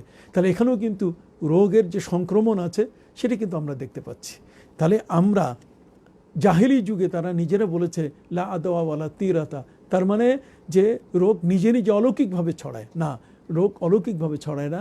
আমাদের আকীদা, আমাদের বিশ্বাস যে এটা আল্লাহ তাআলার পক্ষ থেকে এটা ছড়িয়ে যায়। অতএব আল্লাহ তাআলার পক্ষ থেকে এটার সংক্রমণ যেহেতু হচ্ছে, কাজেই সেক্ষেত্রে আমরা আমাদের সুরক্ষার জন্য সরকারের এই দিক নির্দেশনাটা যেটা, সেই অনুযায়ী আমরা দেখতে পাচ্ছি এখানে এজনে আম, তার মানে মসজিদে প্রবেশের ক্ষেত্রে সরকার কিন্তু আমাদের বাধা দেয়নি। তবে এখানে আমি সরকারের কাছে আরেকটি বিষয়ের অনুরোধ জানাই যে যেহেতু কোনো দেশে, অর্থাৎ আমাদের এই দেশ যেহেতু মসজিদের দেশ, আমাদের দেশের মানুষগুলো কিন্তু নামাজ পাগল। এখানে যিনি যে অবস্থায় যাই বলুক না কেন, এদেশের মানুষের ইসলাম কিন্তু অত্যন্ত মজবুত এবং অত্যন্ত সুকঠিন ইসলাম। এরা যারা ইসলাম গ্রহণ করেছে, এরা আমলের দিক থেকে এরা কিন্তু ওই শুধু নামে এরা পোশাকি মুসলমান না। না হলে এদেশে লক্ষ লক্ষ মসজিদ, প্রায় আমি তো সেদিনও বলেছি প্রায় 4 লক্ষের উপরে বেসরকারিভাবে মসজিদ সারা দেশের মধ্যে। অতএব মুসল্লিরা মসজিদে যাবেন, তারা এখানে নামাজের মধ্যে তাদের, বিশেষ করে আমাদের সমাজের মধ্যে যারা বয়সী মুরব্বী, তারা কিন্তু মসজিদ ছাড়া কিছু বুঝেন না। আর এই রোগটি হচ্ছে এমন একটা কঠিন রোগ যেটা সাধারণত বৃদ্ধ যারা, বয়স্ক যারা, তাদের উপরে আক্রমণটা সবচেয়ে বেশি।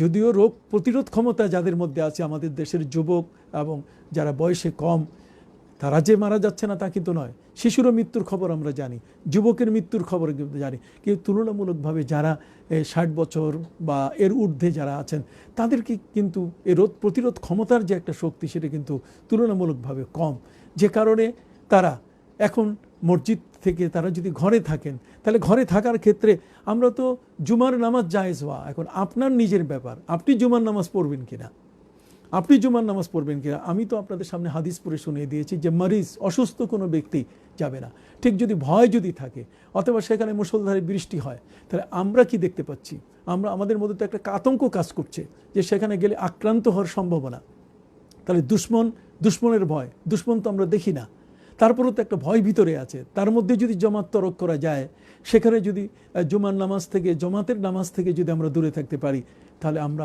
কেন এই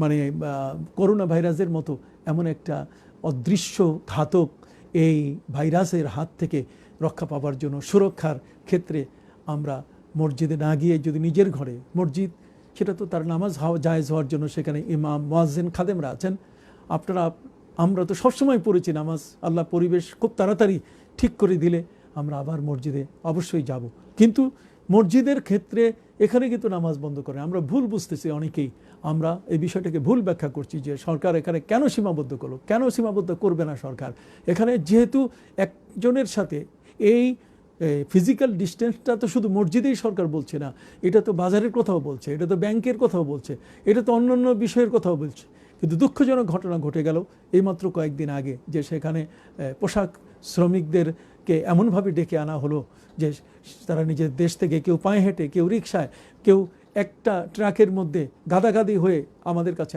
আসলো, ঢাকায় ঢুকলো, আবার তাদেরকে সেখান থেকে আবার তাদেরকে নোটিশ করে দেওয়া হলো যে না এখন দরকার নেই, পরে তাদের বেতন দেওয়া হবে তাদের বিকাশের মাধ্যমে অমুক তমুক ইত্যাদি করে তাদেরকে ফেরত দেওয়া হলো। তারা যারা এটা কাজ করলেন এটা কতটুকু সঠিক করেছেন এটা ঠিক হয়নি, বরং নবী করিম সাল্লাল্লাহু আলাইহি ওয়াসাল্লামের যে বাণী যে যখন যে এলাকায় মহামারী দেখা দিবে তোমরা সেখানে অবস্থান করবে, খবরদার নড়াচড়া করবে না। যেখানে সরকার এত বড় বদ্ধপরিকর, আজকের সরকার সন্ধ্যার পরে মনে হচ্ছে যে কারফিউ তো অবশ্যই এটা, যে যেখানে সেনাবাহিনী সাধারণত র্যাব সন্ধ্যার পরে কাউকে চলাচল করতে দিচ্ছে না, আর বেলা 2টা পর্যন্ত সকাল থেকে সেখানে বেচা কেনা, এরপরে সব বাকি। তাহলে এত কিছু বিষয় যখন বাইরে হচ্ছে তখন মসজিদে আপনি যাবেন, আপনার পাশে তো আরেকটা মানুষ, সে যে আক্রান্ত হয়ে সেখানে আসবে না এটা বুঝেন কেমনে? তাহলে দুশ্মন যেমন আমাদের কাছে অদৃশ্য, দুশ্মন যেমন দেখা যায় না, বোঝা যায় না, এই রোগটাও তো ঠিক দুশ্মনের চেয়ে কোনো অংশে কম নয়, এটাও তো আমরা দেখতে পাচ্ছি না। কাজেই দুশ্মনের ভয়ে যদি জমাত তরক করা যায়, সেখানে নিজের ঘরে বসে যদি নামাজ পড়া যায়, তাহলে এই করোনা অদৃশ্য এই দুশ্মন ভাইরাসের কারণে আমরা আমাদের নিজের ঘরে কেন আমরা এই নামাজ আদায় করতে পারবো না? এই বিষয়টার উপরে এ কারণেই আমি আপনাদের সামনে এটা তুলে ধরলাম।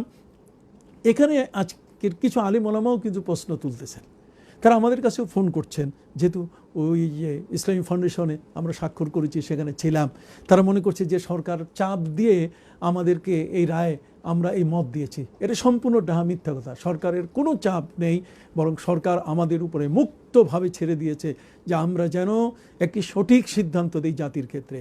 সৌদি আরবের 250 জন আলেমের ফতোয়া ঠিক এমনি করে সৌদি আরব ছাড়া মিশরের, আমরা সৌদি আরবের মানুষ নই, আমরা মিশরের মানুষ নই, আমরা হচ্ছি বাংলাদেশের। অতএব বাংলাদেশের অসংখ্য ওলামা ইকরাম এখানে বেঁচে আছেন, কাজেই সেখানে আমাদের নিজস্ব গবেষণা আছে, আমাদের নিজস্ব অবস্থান আছে, কোরআন এবং হাদিসের যে বিষয়গুলো আমরা এখান থেকে, আমরা সৌদি আরবকে সবসময় যে অনুসরণ করব তা কিন্তু নয়। ইমাম বুখারী তিনি আরবের ব্যক্তি ছিলেন না, ইমাম মুসলিম তিনি আরাবিয়ান ছিলেন না, ইমাম তিরমিজি তিনি আরাবিয়ান ছিলেন না, আবু দাউদ সাজিস্তানি ঠিক, নাসাই, ইমাম নাসাই, ইমাম ইবনে মাজা কেউ আরবি ছিলেন না, সব অনারবি। তাহলে তাদের হাদিস থেকে যে বিষয়গুলো আমাদের কাছে আসছে আমরা সেগুলো না মেনে সৌদি আরব কী করলো, মসজিদ বন্ধ করে দিল, কাজে এখানেও বাংলাদেশে মসজিদ বন্ধ করে দিতে হবে। আমি মনে করি এটা কঠিন একটি ষড়যন্ত্র। মসজিদ বন্ধ নয়, বরং ফিজিক্যাল ডিস্টেন্স, তার মানে একে অপরের থেকে যেন আমরা দূরে থাকতে পারি। এখন প্রশ্ন হলো যে এখনকার ত্রাণ বিতরণ করতে গিয়ে সেখানে দেখা গেছে যে উপচে পড়ছে মানুষ, কে কার আগে নেবে, এখানেও নিয়ন্ত্রণ করা একান্ত দরকার। যারা এখানে ব্যর্থ হচ্ছেন আমরা অত্যন্ত দুঃখের সাথে আমরা এই বিষয়টাকে দেখতে পাচ্ছি যে এটা তারা সত্যিকার অর্থে অন্যায় করছেন। যারা কাউন্সিলর রয়েছেন, যারা চেয়ারম্যান রয়েছেন এবং সেখানে যারা চৌকিদার দাফাদার আছে এবং আমাদের পুলিশ প্রশাসন আছে, সহযোগিতা নিয়েই কিন্তু একটি শান্তি শৃঙ্খলার মধ্যে ফিজিক্যাল ডিস্টেন্স মসজিদে যখন সম্ভব হয়েছে, তখন বাইরে কেন সম্ভব হবে না? বাইরে আমরা দেখেছি যে সেখানে বাজারে এবং ন্যায্য মূল্যের যেই ট্রাক থেকে যে মালামালগুলো দেওয়া হচ্ছে, সেখানেও কিন্তু সামাজিক ডিস্টেন্সের আমরা অবস্থান দেখছি। ফিজিক্যাল ডিস্টেন্স সেখানে আছে, সোশ্যাল ডিস্টেন্স সেখানে আছে। এখন যে সকল আলিম ওলামা আমাদেরকে বলতে চান একটা বিষয়, সেটা হলো মিনহা আজ ইজনুল আম, তার মানে ইজনে আম হতে হবে, সর্বসাধারণের প্রবেশের অধিকারটা থাকতে হবে।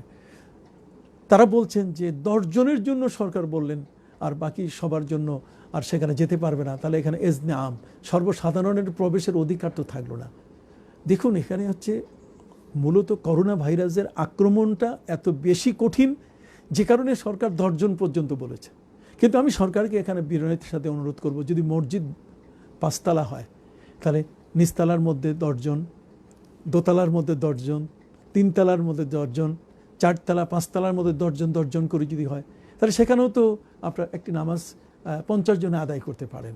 ঠিক এমনি করে যদি মসজিদ 1 তলা হয় আর সেখানে যদি সাধারণত 2 বারের জমাত সেখানে করার সুযোগ থাকে, যেমন আমরা দেখেছি আমেরিকা, ইউরোপ, আমরা ইটালিতেও দেখেছি যে একটা জায়গায় সেখানে এমন ছোট জায়গা যেখানে একবার জুমার নামাজে সবাই কিন্তু সামাই হয় না, তো সেভাবে সেখানে করা যেতে পারে। আমি এখানে এমন কিছু বলবো না, আমি অতটুকু এখানে বলতে চাই যে সরকার কিন্তু মসজিদে আমাদের নামাজ পড়া বন্ধ করেন নাই। সরকার ফিজিক্যাল ডিস্টেন্স, এটা হচ্ছে এটা মূল থিম, যে আমাদের দূরে অবস্থান করতে হবে।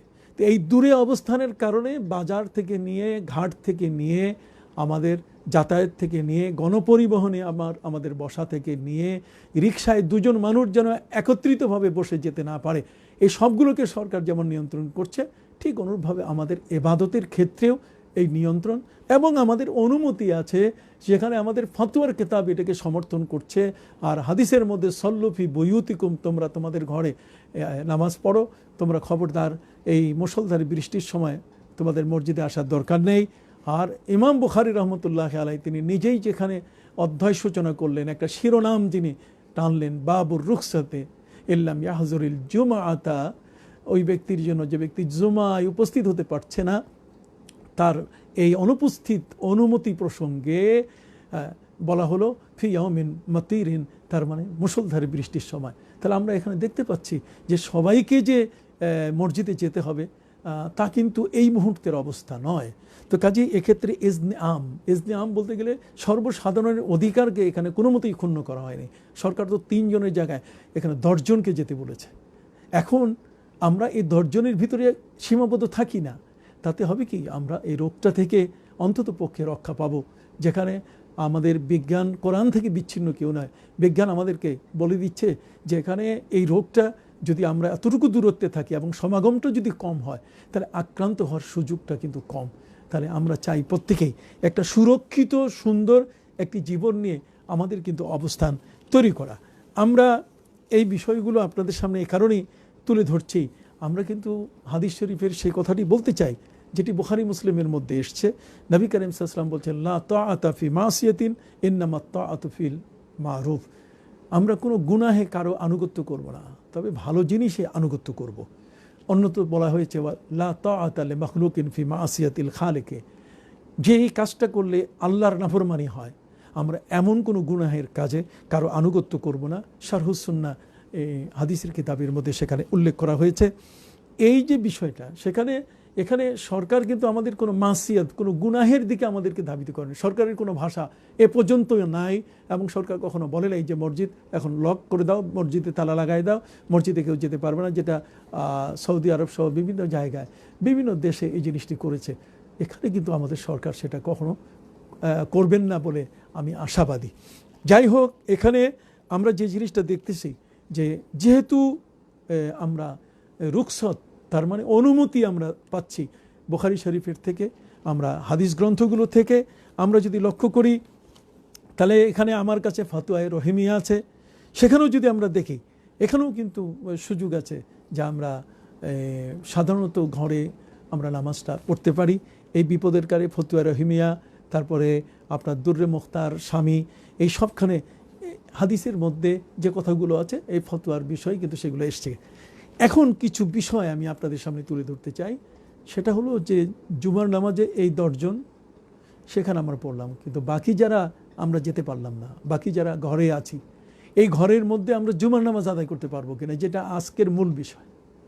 আজকে যে বিষয়টি নিয়ে আমরা কথা তুলেছি, আমি এতক্ষণ এগুলো এই কারণে আপনাদের কাছে বললাম যে এগুলো প্রাসঙ্গিক কথা, এবং এই কথাগুলো যদি আমরা না জানি তাহলে কিন্তু আমাদের মূল বিষয়টা আমাদের কাছে অস্পষ্ট হয়ে থাকবে, এবং এই মূল বিষয়টার উপরে যখন আমরা কথা বলবো তখন আমাদের কাছে মনে হবে যে এগুলো কেমন একটু আগের পরের সংযোগ ছাড়া কথাবার্তা।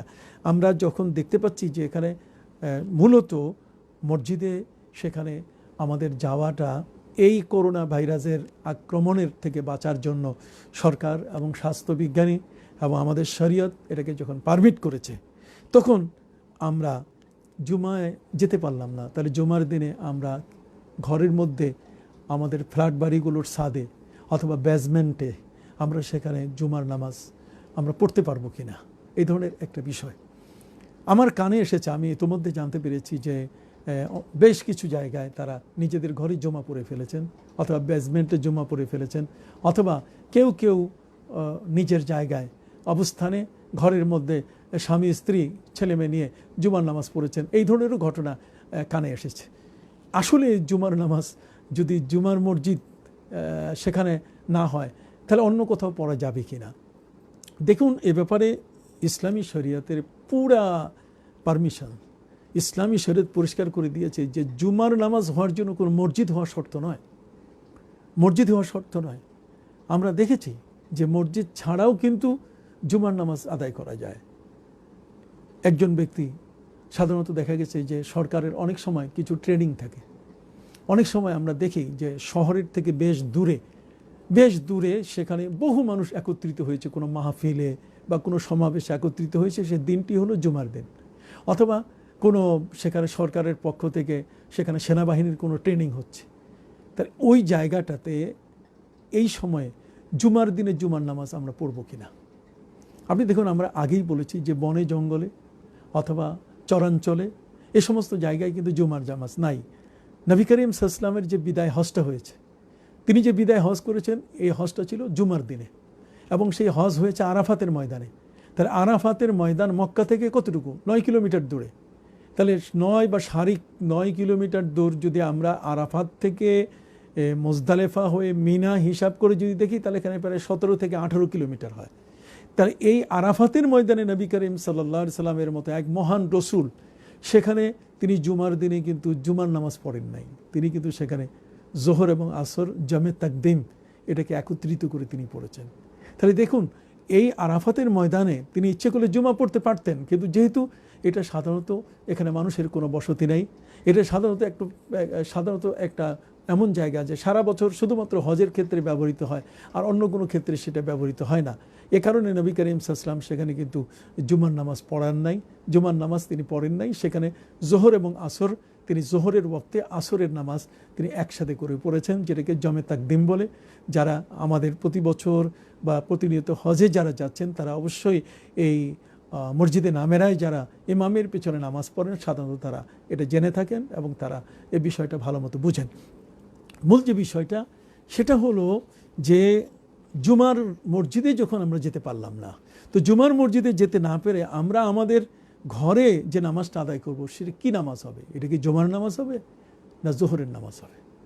আপনি দেখুন, এ ব্যাপারে পরিষ্কার যে ব্যাপারটা সেটা হলো এই যে যখন জুমা আমাদের উপরে সাকেত হয়ে যায়, জুমা যখন আমরা মসজিদে গিয়ে পড়তে পারি না, বা আরেকটি কথা পরিষ্কার করে আমি আগের থেকে বলে আসতেছি যেটা, যে জুমার জন্য কিন্তু মসজিদ হওয়া শর্ত নয়। যেমন একটা শহরের থেকে বেশ দূরে এমন একটি জায়গা, বাংলাদেশে তো এখন আল্লাহর মেহেরবানি সব জায়গায় এখন সব কানেকশন আছে, সেখানে থানা আছে, সেখানে পুলিশ প্রশাসন আছে, সেখানে পুলিশ ফাঁড়ি আছে, এবং সেখানে যোগাযোগ মাধ্যম আছে, সেখানে চলাফেরার জন্য গাড়ি ঘোড়া সব কিছু ব্যবস্থা আছে।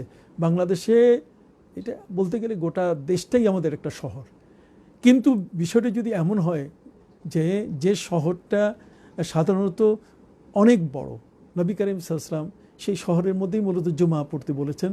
বাকি যেটা শহর নয়, যেটা একেবারে অজপাড়াগা গ্রাম, যেটা এমন কোনো গ্রামে অথবা শহর থেকে এত দূরে যেখানে সেনাবাহিনীর কোনো ট্রেনিং হচ্ছে, অনেক সময় আমরা দেখি এই ধরনের ট্রেনিং সেন্টারে সেখানে সাধারণত বা এরকম কোনো সমাবেশ সেখানে হয়, যদি এমন জায়গায় জুমার দিন হয় তাহলে জুমা পড়ব কিনা? হ্যাঁ, অবশ্যই সেখানে আপনি জুমার নামাজ পড়তে পারবেন। সেখানে যেহেতু রাষ্ট্রের পক্ষ থেকে লোক সেখানে উপস্থিত আছে এবং সেখানে প্রশাসনিক মানুষগুলো সেখানে উপস্থিত আছে, আর এতগুলো মানুষ সবাই মিলে একত্রিত হয়ে যদি শহরের কোনো মসজিদে আসতে চায় তাও তাদের আসার সুযোগ নাই। কাজেই শহর থেকে এত দূরের এলাকায় যেখানে এত মানুষের সমাবেশ হয়েছে সেখানে কিন্তু জুমার নামাজ আপনি আদায় করতে পারেন। কিন্তু বর্তমান পরিস্থিতিতে করোনার এই মহাতাণ্ডবের সময় যারা জুমার নামাজের জন্য মসজিদে যেতে পারছে না, তারা ঘরে জুমার নামাজ পড়বেন কিনা এ সম্পর্কে শরিয়ার পরিষ্কার যে ফতোয়া সেটা হলো যে ঘরে জুমা হবে না, আপনার বেসমেন্টে জুমা হবে না। তার কারণ হচ্ছে, আমি আপনাদের সামনে ফতোয়া আলমগীরি থেকে আমি দেখিয়েছি এজনে আম হতে হবে। এজনে আম শব্দের অর্থ হচ্ছে সাধারণ মানুষের প্রবেশের অধিকার থাকতে হবে। বর্তমান এই করোনা ভাইরাসের আক্রমণের কারণে আপনি দেখবেন আমাদের যত অ্যাপার্টমেন্ট আছে, বাংলাদেশের যতগুলো আপনার ফ্ল্যাট বাড়ি আছে, শুধু বাংলাদেশ কেন, পৃথিবীর যেখানে যেখানে যত যত শহরে আপনি যেখানে আছে, অন্তত নিচের দারোয়ান কেয়ারটেকার যারা আছে তারা কিন্তু বাইরের লোককে সেখানে প্রবেশ করতে দেয় না, বেসমেন্টে ঢুকতে দেয় না। তাহলে বেসমেন্টে ঢুকতে দিচ্ছে না যারা সেখানে বসবাস করছেন। এই একটা ফ্ল্যাট বাড়িতে 100-150 ফ্যামিলি থাকে। আপনি দেখেন এই যে ফ্ল্যাট বাড়িগুলোতে তার চেয়েও কম বেশি যেটাই থাকুক না কেন, কিন্তু বাইরের কোনো লোক কিন্তু সেখানে অ্যালাউ তারা করেন না। তো বাইরের লোক যখন অ্যালাউ তারা করছেন না, তাহলে বোঝা গেল এখানে প্রবেশাধিকার নাই। সাধারণত বাইরের থেকে কোনো মানুষ এসে যে জুমার নামাজ তারা সেখানে পড়বেন বা কায়েম করবেন সেই সুযোগও কিন্তু নাই। যে যখন এই সুযোগ নাই তখন আপনি এখানে জুমার নামাজ আদায় করলে আপনার জুমার নামাজ এটা জায়েজ হবে না, তার কারণ এটা প্রবেশাধিকার নাই। অপর দিক থেকে ঘরের মধ্যে ড্রয়িং রুমে কেউ জুমার নামাজ পড়তে চান, আমাদের কাছে ফোন করেছেন যে হুজুর আমরা জুমা পড়তে চাই, আমাদের স্বামী স্ত্রী সন্তান সন্ততি। না না না না না, ঘরের মধ্যে জুমা নাই, ঘরের মধ্যে আপনি জোহরের নামাজ আদায় করবেন। আমি আগেই বলেছি যে জুমার নামাজ হতে গেলে এজনে আম হতে হবে। বেসমেন্ট তার মানে যেখানে গাড়ি রাখা হয়, গাড়ির যে গ্যারেজগুলো, ঠিক অনুরূপভাবে বাড়ির বা ফ্ল্যাটের যে ছাদ, সেখানে কিন্তু সাধারণত ওই ফ্ল্যাটের মানুষগুলো কিন্তু অনুমতি দেয় না। আপনাকে অনুমতি দিতে হবে সবার কাছে, বিশেষ করে সেখানে যে অ্যাসোসিয়েশন আছে সেই অ্যাসোসিয়েশনের সভাপতি তিনিও কিন্তু এখন অনুমতি দিতে পারেন না, যেহেতু সেখানে তিনি তার নিজের সদস্য যারা আছে তাদের কাছে এই পরামর্শ না করে, সভা না ডেকে, একটা মিটিং না করে কিন্তু তিনি অনুমতি দিতে পারেন না। আমরা দেখেছি আমাদের কিন্তু এই ফ্ল্যাটগুলোতে বা ফ্ল্যাট বাড়িগুলোতে সেই সুযোগ নেই। এখন প্রশ্ন হলো যে অনেক ফ্ল্যাট বাড়ি এমন আছে যে ফ্ল্যাট বাড়িগুলোর ভিতরে কিন্তু পাঞ্জাগানা নামাজের ব্যবস্থা আছে। তাহলে এই পাঞ্জাগানা নামাজের ব্যবস্থা যেখানে আছে সেখানে জুমার নামাজ আদায় করা যাবে কিনা? হ্যাঁ, এখানে কিন্তু শরীয়তের একটু অনুমতি আছে। সেটা হলো যে যদি কোনো জায়গা এমন হয় যে যেখানে নামাজের জায়গা আছে, কোনো ইমাম নির্ধারণ নাই, কোনো ইমাম নির্ধারণ। আমরা দেখি সৌদি আরবে সাধারণত মক্কা শরীফ থেকে যখন মদিনা শরীফ আমরা যাই, সেখানে কিন্তু রাস্তার দুই পাশে এত মসজিদ থাকে, সেই মসজিদে কিন্তু যে যখন যাচ্ছে তখন ইমামতি করে নামাজ পড়ছে। যদি কোথাও এমন কোনো মসজিদ হয় যে মসজিদের মধ্যে, সেটা পাঞ্জাগানা মসজিদ হোক বা যেই নামের এই মসজিদ হোক, যেখানে সুনির্দিষ্ট কোনো ইমাম নাই, নির্দিষ্ট কোনো মুয়াজ্জিন নাই, সেখানে মানুষগুলো আসছে এবং নামাজ পড়ছে, তাহলে সেখানে যদি কোনো ব্যক্তি জুমার নামাজ পড়তে চায় তাহলে জুমার নামাজ অবশ্যই পড়তে পারবে। ঠিক এমনি করে আমাদের ফ্ল্যাট বাড়িগুলোর ভিতরে যে পাঞ্জাগানা নামাজের যে মসজিদগুলো আছে বা যেখানে প্রেয়ার রুম অথবা নামাজি পাঞ্জাগানা নামাজের যে ঘরগুলো আছে, সেখানে কিন্তু সাধারণত একজন ইমাম আছে, সেখানে মুয়াজ্জিন আছে, সেখানে পাঞ্জাগানা নামাজের কিন্তু সাধারণত আজান হয়, একামত হয় এবং জমাত হয়। তাহলে যেহেতু সেখানে সাধারণ নামাজের পাঞ্জাগানা নামাজের অনুমতি আছে, কাজে সেখানে কেউ যদি সরকারের সে নিয়ম মেলে 10 জন ব্যক্তির সেই দিক নির্দেশনাকে ঠিক রেখে যদি সেখানে কেউ জুমার নামাজ পড়তে চান, অবশ্যই সেটা পড়া জায়েজ হবে। কিন্তু যেখানে এই কোনো সুযোগই নেই, কোনো সেখানে নামাজের ব্যবস্থা নেই বা কোনো ইমাম নাই, কোনো আজান নাই, কোনো পাঞ্জাগানা কোনো মসজিদ নাই, বেসমেন্টে আশপাশের কয়েকজন মানুষ অথবা বন্ধু 2, 4, 5, 7 জন আছে, তারা একজন খুতবা ইমাম হলেন, খুতবা দিলেন আর নামাজ সাথে পড়ে নিলেন। না না, জুমার নামাজ এমনটা নয়। যদি জুমার নামাজ এমনই হতো তো নবী করিম সাল্লাল্লাহু আলাইহি ওয়াসাল্লামের সময়কালে মসজিদে নববীর আশপাশে 9টা মসজিদ ছিল, তারা ইচ্ছা করলে প্রত্যেকেই যার যার নিজের মসজিদে তারা সেখানে জুমার নামাজ তারা পড়তে পারতেন, কিন্তু তা না করে তারা সবাই মিলে নবী করিম সাল্লাল্লাহু আলাইহি ওয়াসাল্লামের মসজিদে নববীতে এসে তারা জুমার নামাজ পড়েছিলেন। অতএব আমরা এর থেকে যে বিষয়টা খুঁজে পাই সেটা হলো যে জুমার নামাজ আপনি আপনার ঘরে বা আপনার বেসমেন্টে অথবা আপনার ফ্ল্যাটগুলোতে যদি আপনি পড়তে চান তাহলে কিন্তু আপনার পড়ার এই সুযোগ নাই। আবার আছে এই ক্ষেত্রে যে যদি সেখানে পাঞ্জাগানা নামাজের ব্যবস্থা হয়। আমরা যদি লক্ষ্য করি তাহলে আমরা দেখতে পাবো যে আমাদের একখানা কিতাব যেটা আল্লামা ইউসুফ লুধিয়ানবী তিনি যে একটা উল্লেখ করেছেন, সেই কিতাব হচ্ছে আপকে মাসাইল আর উনকা হাল। এই কিতাবের তিনি 401 পৃষ্ঠার মধ্যে সেখানে তিনি উল্লেখ করেছেন একটি বিষয়, আর সেই বিষয়টা একটু আমাদের জানা দরকার। তিনি বলছেন जिस मस्जिद में पंजगाना नमाज ना होती हो उसमें जुमा अदा करना। এ সম্পর্কে তিনি সেখানে উত্তর দিয়েছেন যে জুমা কি নামাজ তো সহি হয়, যদি কোনো ব্যক্তি জুমার নামাজ পড়ে পাঞ্জাগানা কোনো মসজিদে, যেখানে সাধারণত জিস মসজিদ মে পাঞ্জাগানা নামাজ না হতি, তার মানে পাঞ্জাগানা নামাজ সেখানে হয় না, কিন্তু সেখানে মসজিদ আছে, যে যখন আসছে তখন সেখানে উনি আজান দিয়ে নামাজ পড়ে তিনি যাচ্ছেন, তাহলে সেখানে উনি বলেছেন যে জুমা কি নামাজ তো সহি হয়, জুমার নামাজ এটা শুদ্ধ হবে। লেকিন আগার ইমাম পাঞ্জাগানা নামাজ মে না পড়ায়, যদি কোনো ইমাম সেখানে থাকার পরও না পড়ান তাহলে ইমাম বদলাই নিতে হবে, এটা আরেক কথা তিনি বলছেন। কিন্তু মূল যে বিষয়টা সেটা হলো যে মসজিদের মধ্যে পাঞ্জাগানা নামাজ হয় না সেখানে যদি কোনো ব্যক্তি জুমা পড়তে চায় তাহলে এটা জায়েজ আছে। এরপরে তিনি আবার লিখেছেন এই 401 পৃষ্ঠা দ্বিতীয় খণ্ড আপকে মাসাইল উনকা হাল, এই ফতোয়ার কিতাবে তিনি লিখেছেন जिस मस्जिद में इमाम मुकर्रर ना हो वहाँ भी নামাজ জুমা জায়েজ হয়। যে এমন একটি জায়গা যেখানে মসজিদ আছে কিন্তু সেখানে ইমাম নির্ধারিত নাই, যদি এমন জায়গা হয় তাহলে সেখানে জুমা যদি কোনো ব্যক্তি পড়তে চায় তাহলে অবশ্যই পড়বে।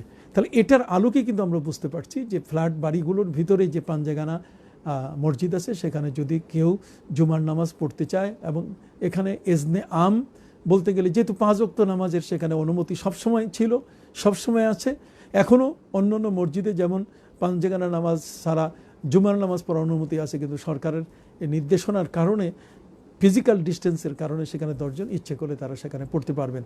হ্যাঁ, তবে বাইরের থেকে যদি বাধা সেখানে আসে তাহলে এই এজনে আম যদি না থাকে তাহলে কিন্তু জুমার নামাজ হবে না। তাহলে আমরা মোট কথা আমরা বলতে চাই যে এই পাঞ্জাগানা মসজিদে জুমার নামাজ পড়ার ব্যাপারটা আমরা বলতে পারি যে না, ফ্ল্যাট বাড়িতে নয়, ফ্ল্যাট বাড়ির বাইরে। বাকি ফ্ল্যাট বাড়িগুলোতেও কিন্তু এখন অনুমতি দিচ্ছে না, তো যখন অনুমতি দিচ্ছে না তখন কিন্তু সেখানে আর জুমার নামাজ হবে না, বেসমেন্টে জুমার নামাজ হবে না। ঠিক অনুরূপভাবে ফ্ল্যাট বাড়ির ছাদে অথবা কোনো ব্যক্তির তার নিজস্ব বাড়ির ছাদের উপরে যদি ওই বাড়ির যারা আছে তাদেরকে নিয়ে যে জুমার নামাজ তিনি পড়ার ব্যবস্থা করেন তাও হবে না। তার কারণ হচ্ছে এখানে অন্য ব্যক্তিদের আগমন, এখানে অধিকার সংরক্ষিত, সেখানে কিন্তু আসতে দেওয়া হয় না। তাহলে আমরা দেখতে পাচ্ছি যে আমাদের এই জুমার দিনে যে জুমার নামাজ এটা কিন্তু যারা আমরা ঘরে পড়েছি এটা কিন্তু আমাদের শুদ্ধ হয়নি। তাহলে শুদ্ধ না হলে আমরা এই জুমার দিনে আমরা কি করব? যেহেতু আমরা মসজিদে যেতে পারছি না, মসজিদে তো সেখানে 10 জন ব্যক্তির বেশি সেখানে অ্যালাউ করছে না সরকার, অথবা সেখানে এর বেশি যাওয়ার কোনো সুযোগও হচ্ছে না। আপনি ঘরের মধ্যে আপনি একাকী জোহরের নামাজ আদায় করবেন, জামাতের সাথে নয়, শুধু একটি জায়গায়। আপনি বাকি অন্যান্য যত নামাজ আছে, আপনি জুমার নামাজ ছাড়া বাকি সপ্তাহের যত পাঞ্জাগানা নামাজ, ফজর, জোহর, আসর, মাগরিব, এশা, আপনি আপনার ঘরে আপনার ফ্যামিলিকে নিয়ে আপনি ইমাম হয়ে আদায় করেন, অথবা আপনার ফ্ল্যাটের আপনার অ্যাপার্টমেন্টে যারা আছে আপনি তাদেরকে নিয়ে আপনি ডিস্টেন্স রক্ষা করে আপনি সেখানে নামাজ পড়েন, এতে কিন্তু কোনো বাধা নেই। কিন্তু শুধুমাত্র জুমার দিনে কখনো জামাতের সাথে জোহরের নামাজ পড়া যাবে না। জুমার দিনে জামাতের সাথে জোহরের নামাজ পড়া এটা মাকরু তাহরিমি, এটা একেবারে হারামের কাছাকাছি, এটা করা যাবে না। এখন প্রশ্ন হলো যে এই গত জুমা যেটা চলে গেল, আমরা তো বেশ যে খবরগুলো আমাদের কাছে আছে, কেউ কেউ নিজের ঘরে বেসমেন্টে অথবা ফ্ল্যাটে অথবা উপরে যারা জুমার নামাজ আদায় করেছেন তাদের নামাজগুলো কি হবে? এখানে শরিয়ার যে ফয়সালা সেটা হলো যে কোনো কারণে যদি এমন হয়ে যায় যে কোথাও যে জায়গায় জুমা পড়া জায়েজ নাই, কেউ যদি জুমা পড়ে ফেলে, তাহলে সেখানে তিনি জোহরের নামাজ পড়েন নাই, তো কাজে এই জোহরের নামাজটা তার জিম্মা থেকে যাবে না, বরং তার ওই জুমার নামাজ এটা গ্রহণযোগ্যতা পাবে না। জুমার নামাজটা তার এটা নামাজ হিসাবে গণ্য হবে না, এটা নফল। আমরা যদি মসজিদে গিয়ে পড়তে না পারি, তারা নিজের ঘরে এসে আমাদেরকে জোহরের নামাজ পড়তে হবে, এবং জোহরের নামাজ পড়তে হবে ঠিক জুমার নামাজটা যে সময় হয়ে যায় তারপর। এই সময় আমরা একাকী, প্রত্যেকেই একাকী আলাদা আলাদা করে আমরা জোহরের নামাজ পড়ে নেব, জামাতের সাথে নিজের ঘরে, বেজমেন্টে এবং নিজের পাঞ্জেগানা, যেখানে সাধারণ ব্যক্তির আসার কোনো সুযোগ নাই এমন জায়গায় জামাতের সাথে জুমার দিনে জোহরের নামাজ পড়া যাবে না, এটা মাকরুহ তাহরিমি। ঠিক অনুরূপভাবে আমরা আরেকটু যেটা বলতে চাই, আর সেটা হলো যে স্বাস্থ্যবিধি এবং সরকারের কোনো নির্দেশ অমান্য করা। আমি বলবো যে এটা কখনোই করা যাবে না। সরকারের আইন এটা মানতে হবে, এবং এটা শরিয়া বিরোধী কোনো আইন তারা প্রবর্তন করেন নাই, এবং ইসলামিক ফাউন্ডেশন যথাযথ সঠিক বিষয়টাকে তারা তুলে ধরেছেন, এবং আমাদের জীবন সুরক্ষার জন্য তাদের এই প্রজ্ঞাপন জারি। কাজেই এক্ষেত্রে আমরা যতটুকু পারি সহযোগিতা করব। অপর দিক থেকে আমি যে বিষয়টা বলতে চাই যে আমরা যেন সবসময় এ ব্যাপারে খুব সতর্ক থাকি যে করোনা ভাইরাসের মতো এই ধরনের বিষয়টা আমাদের যেন কখনো আক্রমণ করে না বসে, যার যার ঘরে আমরা যেন অবস্থান করতে পারি, অবস্থান করে থাকি। আর আমাকে আজকে এই বিষয় নিয়ে অনেকেই কিছু প্রশ্ন করেছেন, আমি আপনাদের সেই প্রশ্নগুলোর উত্তর দিতে চাই। আমাকে প্রশ্ন করা হয়েছে যে 3 তালাকের বিধান কি। দেখুন, পবিত্র কোরআন মজিদে আল্লাহ তাআলা 2টা তালাকের কথা বলছেন, 3 তালাকের কথা কোরআনে নাই। আল্লাহ সুবহানাহু ওয়া তাআলা বলছেন আত-তালাকু মাররাতান ফাইমসাকুম বিমারুফিন আও তাসরিহুম বিইহসান। তালাক হচ্ছে 2টো। যার রাখার ইচ্ছা হয় স্ত্রীকে স্বাভাবিক মর্যাদা দিয়ে রাখবে, সময় উপযোগী মর্যাদা দিয়ে দিবে তাকে, আর না হলে তাকে আলাদা করে ফেলবে। তাহলে 3 তালাক হবে কখন? যখন প্রথম 1 তালাক যে তুহুরে হয়েছে পবিত্রতা অবস্থায়, তারপরে আরেক তালাক আরেক তুহুরে আরেক পবিত্র অবস্থায়, এতেও যদি ঠিক না হয় তারপরে 3য় তালাকের কথা বলা হয়েছে। কিন্তু আমাদের দেশে সাধারণত একসাথে ভাদ্র মাসের তালের মতো ধিম ধিম করে এই যে 3টা তালাক দেওয়া হয়, এটাকে তালাকে বেদিই বলা হয়। এটা তালাকে সুন্নাহ না, তালাকে বেদি, অতএব এটা বেদাতি তালাক। তবুও যেহেতু আপনি মুরগের কল্লা যদি কেটে ফেলেন, এই এক পোষে যদি আপনি দেন আর 3 পোষে যদি আপনি দেন, তবু কল্লা কেটে গেলেও তাকে বাঁচানো যাবে না। এই জন্য আমরা হাদিস এবং কোরআনের যে মূল বিশ্লেষণ সেটা থেকে যেটা সঠিক সেটা হলো যে 3 তালাক একসাথে যদি কোনো ব্যক্তি তার স্ত্রীকে দেয়, তাহলে সেখানে 3 তালাকেই পতিত হয়ে যাবে, স্ত্রী তার জন্য বৈধ হবে না। এবং সেখানে বলা হয়েছে যে ইদ্যত পালন করার পরে এই পূর্বের স্বামীর কাছে আসতে গেলে আরেকজনের সাথে তার বিবাহ বসতে হবে। এই জন্য শরিয়ার মাসলা আপনার আলেমদের কাছ থেকে জিজ্ঞেস করে নেবেন। এখানে আরেকটি প্রশ্ন করা হয়েছে যে ত্রাণ চুরির বিষয়ে ফতোয়া জানতে চাই। এটা একটা দুঃখজনক ঘটনা।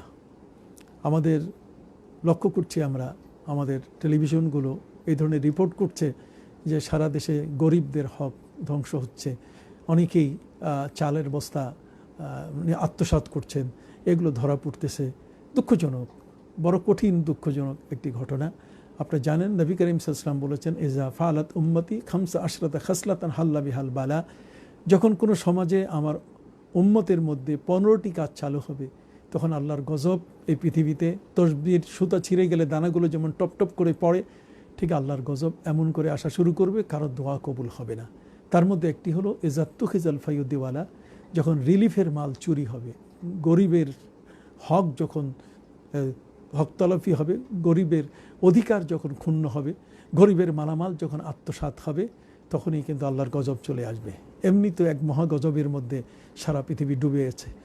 কবে কোন সময়ে আমরা এই প্রাণঘাতী করোনার আঘাত থেকে আমরা রক্ষা পাব, এখনও অনিশ্চিত। তার মধ্যে যারা এই চাল চুরি করছেন অথবা এই ধরনের বাজে কাজে যারা নিযুক্ত হয়ে আছেন, আমি মাননীয় সরকারকে বলবো তাদের নাম তালিকা করে যদি কোনো পদস্থ ব্যক্তি হয়ে থাকে, তাহলে সেখানে তাকে এখনই বহিষ্কার করা হোক, এবং তার পথ থেকে তাকে অবশ্যই অব্যাহতি দেওয়া হোক। এখানে সব ধরনের বিষয় দেশের আইন আছে, সেই অনুযায়ী বিচারের আওতাধীন করা হোক। এই ধরনের মানুষ আমাদের দেশকে কখনো এগিয়ে নিতে দেবে না, এবং দেশের শত্রু এরা জাতির শত্রু, এদের বিচার হওয়া প্রয়োজন। ঠিক অনুরূপভাবে আমাকে একজন প্রশ্ন করেছেন যে জুমা না পড়ে কয়েকজনে মিলে জোহর পড়া যাবে কিনা। আমি আগেই উত্তর দিয়েছি, যেহেতু যারা ঘরে জুমা না পড়ে নামাজ পড়তে চান জুমার দিনে, তাদের জুমা পড়া যাবে না, এবং একসাথে জোহরের জমাত করেও নামাজ পড়া যাবে না, বরং একাকী আপনাকে ওই দিনের জুমার নামাজটা শুধুমাত্র আলাদা আলাদা পড়তে হবে। তাতে করে জুমার যে একটা মর্যাদা আছে এটা ক্ষুণ্ণ হবে না। যদি কোনো একসাথে মিলে 5-7 জনে মিলে, যেমন আমাকে কেউ কেউ বাহরাইন থেকে ফোন করেছেন, কেউ সৌদি আরব থেকে, কেউ ওমান থেকে, কেউ আমাকে আমেরিকা থেকে, অস্ট্রেলিয়া থেকে, নানা জায়গা থেকে ফোন করে জানতে চেয়েছেন। না, একসাথে দেখা যায় যে অনেক প্রবাসী ভাই বিদেশে আছেন, 5-7 জন মিলে তারা জুমার নামাজ পড়তে চান, বা জুমার নামাজ পড়তে না পারলে তারা জোহর জমাতের সাথে করতে চান। না, জুমার দিনে জোহরের নামাজ এটা জমাতের সাথে করা যাবে না, একাকী এক এক করে আলাদা আলাদা করে জোহরের নামাজ পড়ে নিতে হবে। এখানে আমাকে বলা হয়েছে যে লাইভের সময় আগে জানালে ভালো হয়। আসলে আমরা একটা সংকটের মধ্যে এখন সময় কাটছি। এখন বিশেষ করে আপনারা আমার কাছে বারবার বলছেন যে আপনারা সাউন্ড একটু কম পাচ্ছেন। বর্তমান ইলেকট্রনিক্সের দোকানগুলো বন্ধ, আমরা যে এটাকে খুব চাঙ্গা করব এই দোকানগুলো খোলা নাই। আর অপর দিক থেকে লাইভের সময় ইনশাল্লাহ আমি আগে আরও বেশি একদিন আগে আমি জানাবার চেষ্টা করব, যাতে আপনারা সকলেই আমার সাথে যুক্ত হতে পারেন। এবং এই সুন্দর প্রস্তাব দেওয়ার কারণে আমি আপনাকে ধন্যবাদ জানাচ্ছি, অভিনন্দন জানাচ্ছি। আচ্ছা, আরেকজন বলছেন জুমার দিনে 2টার আগে জোহর পড়া যাবে কিনা। এটা আমি আমার এক পোস্টে আমি লিখেছিলাম। এটা এই কারণ যে সাধারণত জুমার নামাজের একটা আলাদা গুরুত্ব আছে। যারা মহিলা আছে তারা কিন্তু জুমার নামাজের আগে তারা জোহর পড়ে নেবেন, কিন্তু পুরুষ যারা আছেন তারা কিন্তু জুমার নামাজের যেটা সময়, এই সময়টা পার না হওয়ার আগে তারা যেন জোহর না পড়েন, জোহরটা পড়বেন এর পরে, তাতে জুমার মর্যাদা ঠিক থাকবে। এবং জোহরটা 2টোর সময় এই কারণে আমি বলেছি যে যেহেতু আমাদের এখানে সাধারণত কোনো মসজিদে 1:45 বা 1:30 এই সময়েতে শেষ হয়, তো কাজে আমরা যেন আমাদের ইবাদতটা সুন্দরভাবে করতে পারি। এ কারণে যদি কোনো ব্যক্তি জানেন যে তার ওখানে 12:30টার সময় জুমা হয়ে গেছে, তিনি 12:30টার পরেই পড়ে নেবেন তার জোহরের নামাজ। কেউ যদি জানেন যে 1টার সময়, কেউ যদি জানেন 1:15, 1:30, যে সময় যে এলাকায় সাধারণত জুমার নামাজ হয়ে যায় তারপরে জোহর পড়বেন। আমাকে একজন প্রশ্ন করেছেন সাধারণত যে আমরা যে এই নিজের ঘরে নামাজটা পড়ব জোহরের নামাজ, এর মধ্যে আজান একামত আছে কিনা। না, জোহরের নামাজ আপনি জুমার না যাওয়ার কারণে যে জোহরের নামাজটা আপনি একাকী পড়ছেন, এটার জন্য কোনো আজানও নাই, এটার জন্য কোনো একামতও নাই। আর বাকি অন্যান্য 5 ওয়াক্ত নামাজের জন্য যদি জুমার আজান শোনা যায়, ওই আজানই আপনার জন্য যথেষ্ট।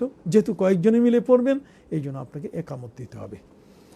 আমাকে আরও প্রশ্ন করেছেন যে পাঞ্জেগানা মসজিদের জুমা পড়লে আদায় হবে কিনা। পাঞ্জেগানা বলতে গেলে যদি ফ্ল্যাট বাড়ি না হয়, বাইরে যদি এমন কোনো পাঞ্জেগানা হয়, তাহলে সেখানে অবশ্যই আপনি, যেহেতু ওখানে আমরা আগেই বলেছি যে ইমাম থাক আর ইমাম নাই থাক, যেহেতু পাঞ্জেগানা নামাজ সেখানে হচ্ছে, সাধারণ ব্যক্তির ইবাদতের সেখানে প্রবেশাধিকার আছে, এজনে আম সেখানে বিদ্যমান আছে, কাজেই সেখানে জুমার নামাজ পড়া যাবে, তবে সরকারি নির্দেশনাকে মান্য করে, এটাকে অমান্য করে নয়। এরপরে আমাকে প্রশ্ন করা হয়েছে 2-3 পরিবারের 5-7 জন মিলে জুমা পড়তে পারবে কিনা। এটা আমরা আগে উত্তর দিয়েছি যে না, 2-3 পরিবার হোক অথবা একটা ফ্লোরের মধ্যে 5-7 জন মিলে জুমার দিনে তারা যদি মিলেমিশে জুমা পড়তে চায়, জুমা নিজের ঘরে হবে না। জুমার জন্য আমরা আগেই শর্ত বলেছি যে এটা এমন একটা জায়গায় হতে হবে যেখানে এজনাম পরিষ্কারভাবে সকলের আসার অনুমতি থাকতে হবে। এখানে তো আপনারা নিজেরা ফ্লোরের ভিতরে যারা আছেন তারাই করলেন, অন্য কেউ আসার সুযোগ থাকলো না, কাজে এখানে জুমার নামাজ আপনার হবে না, বৈধ হবে না, আপনাকে জোহরের নামাজ পড়ে নিতে হবে একাকী। এখানে আমাকে প্রশ্ন করা হয়েছে এশার নামাজের পরে বেতের পরে তাহাজ্জুদ পড়া যাবে কিনা।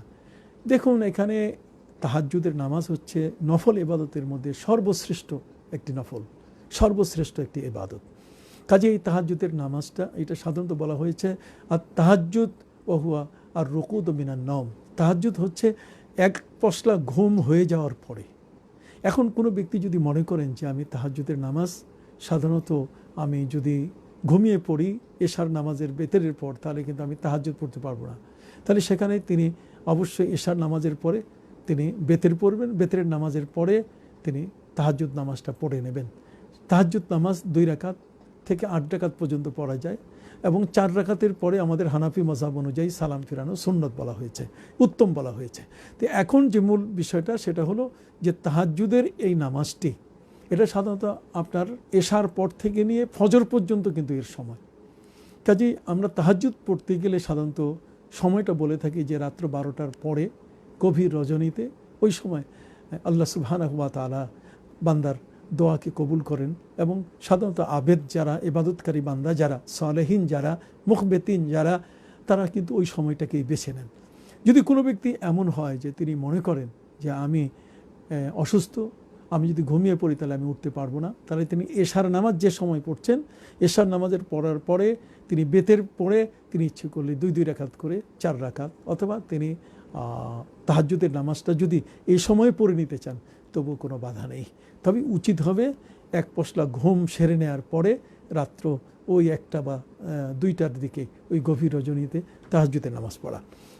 আচ্ছা, আমার কাছে আবারও জানতে চাওয়া হয়েছে যে তাহাজ্জুদ নামাজের নিয়ম কি, এর নিয়ত কি। আমি তো কিছু আগেই বললাম যে তাহাজ্জুদের নামাজ হচ্ছে নফল ইবাদতের মধ্যে একটি শ্রেষ্ঠ ইবাদত এবং পবিত্র কোরআন মজিদে আল্লাহ নিজেও তাহাজ্জুদ শব্দের কথা বলেছেন, আসা আইয়া বাআসাকা রব্বুকা মাকামান মাহমুদা ওয়া মিনাল লাইলি ফাতাহাজ্জাদ বিহি নাফিলাতান লাক আসা আইয়া বাআসাকা রব্বুকা মাকামান মাহমুদা। এখানে কিন্তু তাহাজ্জুদ, নবী করিম সাল্লাল্লাহু আলাইহি ওয়াসাল্লামের এই তাহাজ্জুদ জীবনে তিনি কখনো তরক করেন নাই। এই জন্য কোনো মতে নবী করিম সাল্লাল্লাহু আলাইহি ওয়াসাল্লামের উপরে তাহাজ্জুদ নামাজ এটা ফরজ ছিল। যাই হোক, আমাদের উম্মতের জন্য এটা কিন্তু একটি নফল ইবাদতের অন্তর্ভুক্ত। এই নফল ইবাদতটি আপনি তাহাজ্জুদ নামাজটি যদি পড়েন তাহলে 2 রাকাত করে 8 রাকাত, এটার সর্বনিম্ন হচ্ছে 2 আর সর্বোচ্চ হচ্ছে 8 রাকাত। অতএব আপনি 2 রাকাতের পরে, যেহেতু নবী করিম সাল্লাল্লাহু আলাইহি ওয়াসাল্লাম বলেছেন as-সালাতু মাসনা মাসনা, নামাজ 2 রাকাত করে, এই জন্য হযরত উলামায়ে কেরামের ফতোয়া হলো যে আপনি 2 রাকাত করে নামাজ শুরু শেষ করে আরেক 2 রাকাতের জন্য নামাজ শুরু শেষ করে এভাবে আপনি 8 রাকাত নামাজ পড়বেন। তবে 4 রাকাত পড়ার পরেও যদি আপনি একসাথে সালাম ফিরান তবু এটা নাজায়েজ হবে না, এটা জায়েজ হবে। এবং এটার নিয়ত কি? নিয়ত আপনি বলবেন যে আল্লাহ, আমি তাহাজ্জুদের 2 রাকাত নফল নামাজ শুরু করলাম কেবলামুখী হয়ে, তুমি আমার কবুল করে নাও আমার পক্ষ থেকে, ইত্যাদি আপনি এভাবে করতে পারেন। এরপরে আরেকজনে প্রশ্ন করেছেন আমাকে, তাহাজ্জুদের নামাজে একাধিক সূরা পড়া যাবে কিনা। দেখুন, অবশ্যই আপনারা দেখেন যখন আমরা তারাবির নামাজ পড়ি তখন দেখি না যে যখন তারাবি শেষ হচ্ছে, 27 তারাবি, তখন শেষে আমাদের হাফেজ সাহেবরা একসাথে ছোট ছোট যতগুলো সূরা, এগুলো একসাথে অনেকগুলো একসাথে পড়েন। তো কাজেই আপনি এক সূরার পরে আরেক সূরা, এটা এমনটা নয় যে আপনি প্রথমে সূরায় বাকারা পড়লেন আর তারপর গিয়ে আপনি সূরায় তওবা পড়লেন, এটা যেন না হয়। এখানে পড়ার ধারাবাহিকতা, সূরার মাঝখানে যেন সূরা কোনো বাদ না যায়। এখানে আরেকটা কথা আমি বলছি যে তাহাজ্জুদের নামাজ যারা পড়বেন তারা কিন্তু লম্বা সূরা দিয়ে পড়ার চেষ্টা করবেন। আপনার সূরা যত লম্বা হবে, আপনার রুকুও যেন তত লম্বা হয়, আপনার সাজদাও যেন তত লম্বা হয়। তার মানে আপনি একটা ব্যালেন্স রাখবেন। আপনি যখন তাহাজ্জুদের নামাজটা পড়বেন তাতে আপনার সূরা, রুকু এবং সেজদা এগুলো যেন সমান হয়। তার মানে আপনি যদি এমন হয় যে সূরা ওয়াদ দোহা পড়তে যতটুকু সময় লাগে এতটুকু সময় আপনি নিয়ে আপনি কোরআনের সূরা পড়েছেন, তাহলে সূরার কেরাত করেছেন যেহেতু, তো আপনার রুকুটাও হবে ততটুকু। আপনার উচিত হবে লম্বা সূরা দিয়ে আপনি তাহাজ্জুদের নামাজগুলো আদায় করা, এবং সূরা যত লম্বা হবে আপনার রুকুও তত লম্বা হওয়া উচিত এবং আপনার সেজদাও তত লম্বা হওয়া উচিত। এখানে যেটা বলা হচ্ছে, আপনি একাধারে সূরা আপনি যদি পড়েন তাহলে আপনি সূরায়ে ফিল, এরপরে সূরায়ে কুরাইশ, এরপরে সূরায়ে মাউন, ধারাবাহিকতা রক্ষা করবেন। এটা নয় যে সূরায়ে ফিল পড়ার পরে আপনি সূরায়ে মাউন পড়লেন, মাঝখানে একটা সূরা বাদ দিলেন, এটা যেন না হয়। এরপরে আমার কাছে আরেক ভাই জানতে চেয়েছেন যে জাকাত কাদের দেয়া যাবে। দেখুন, জাকাতের সম্পর্কে আমি আলোচনা করেছি, একটা জাকাত অগ্রিম দেয়া যাবে কিনা আমার ভিডিওতে আমি আপনাদের সামনে উল্লেখ করেছি। জাকাতের 8টা মাসরাব আছে। তো ইন্নামাস সাদাকাতু লিল ফুকারাই ওয়াল মাসাকিন, এটা দরিদ্র মিসকিন যারা, ঠিক অনুরূপভাবে যারা পথে টাকা পয়সা হারিয়ে ফেলেছে, অথবা যারা এমনি করে এনফাক মানে অফি সাবিলিল্লাহ, যারা আল্লাহর রাহে জীবন উৎসর্গিত করে আছেন, ঠিক ওরকমভাবে গরিব, দুঃখী, অনাথ এই সমস্ত ব্যক্তিদেরকে আপনারা দিয়ে দিবেন। পবিত্র কোরআনে তার 8টা খাতের কথা বলা হয়েছে, তার মধ্যে একটি খাত এখন নাই, সেটা হচ্ছে ওয়াল মুআল্লাফাতি কুলুবুহুম, অর্থাৎ কোনো কাফের বেদিনকে ইসলামের দিকে আনার জন্যে তাদের মনটাকে একটু খুশি করার জন্য জাকাত দেওয়া, এটা কিন্তু এখন আর নাই। এখন আল্লাহর মেহেরবানি সারা পৃথিবীতে আমরা প্রায় 200 কোটি মুসলমান, এখন এই অর্থ কোনো মুসলমানের কল্যাণে, কোনো গরিব মানুষকে এটা অবশ্যই আপনারা দেবেন। এখানে আমাকে প্রশ্ন করা হয়েছে যে রক্তের সম্পর্কের কাউকে কি জাকাত দেওয়া যাবে? দেখুন, রক্তের সম্পর্ক বলতে গেলে উপর এবং নিচ এই দুইটা বাদে বাকি সমস্ত রক্তের সম্পর্কের মানুষদেরকে আপনি জাকাত দিতে পারবেন। উপরে হলো যেমন বাপ দাদা, আর নিচে হলো ছেলে মেয়ে নাতি, এই উপর এবং নিচ এদের কাউকে দেওয়া যাবে না। বাকি ভাইকে দেওয়া যাবে, চাচাকে দেওয়া যাবে, এতে দিতে বাধা নেই। এরা রক্তের সম্পর্কীয়, এরা ঘনিষ্ঠ আত্মীয় স্বজন, তাদেরকে দিতে কোনো বাধা নেই। ঠিক অনুরূপভাবে আমাকে প্রশ্ন করেছেন এক ভাই, সেজদায় গিয়ে দরুদ শরীফ পড়া যাবে কি? দেখুন, সেজদার জন্য নির্ধারিত তসবিহ আছে।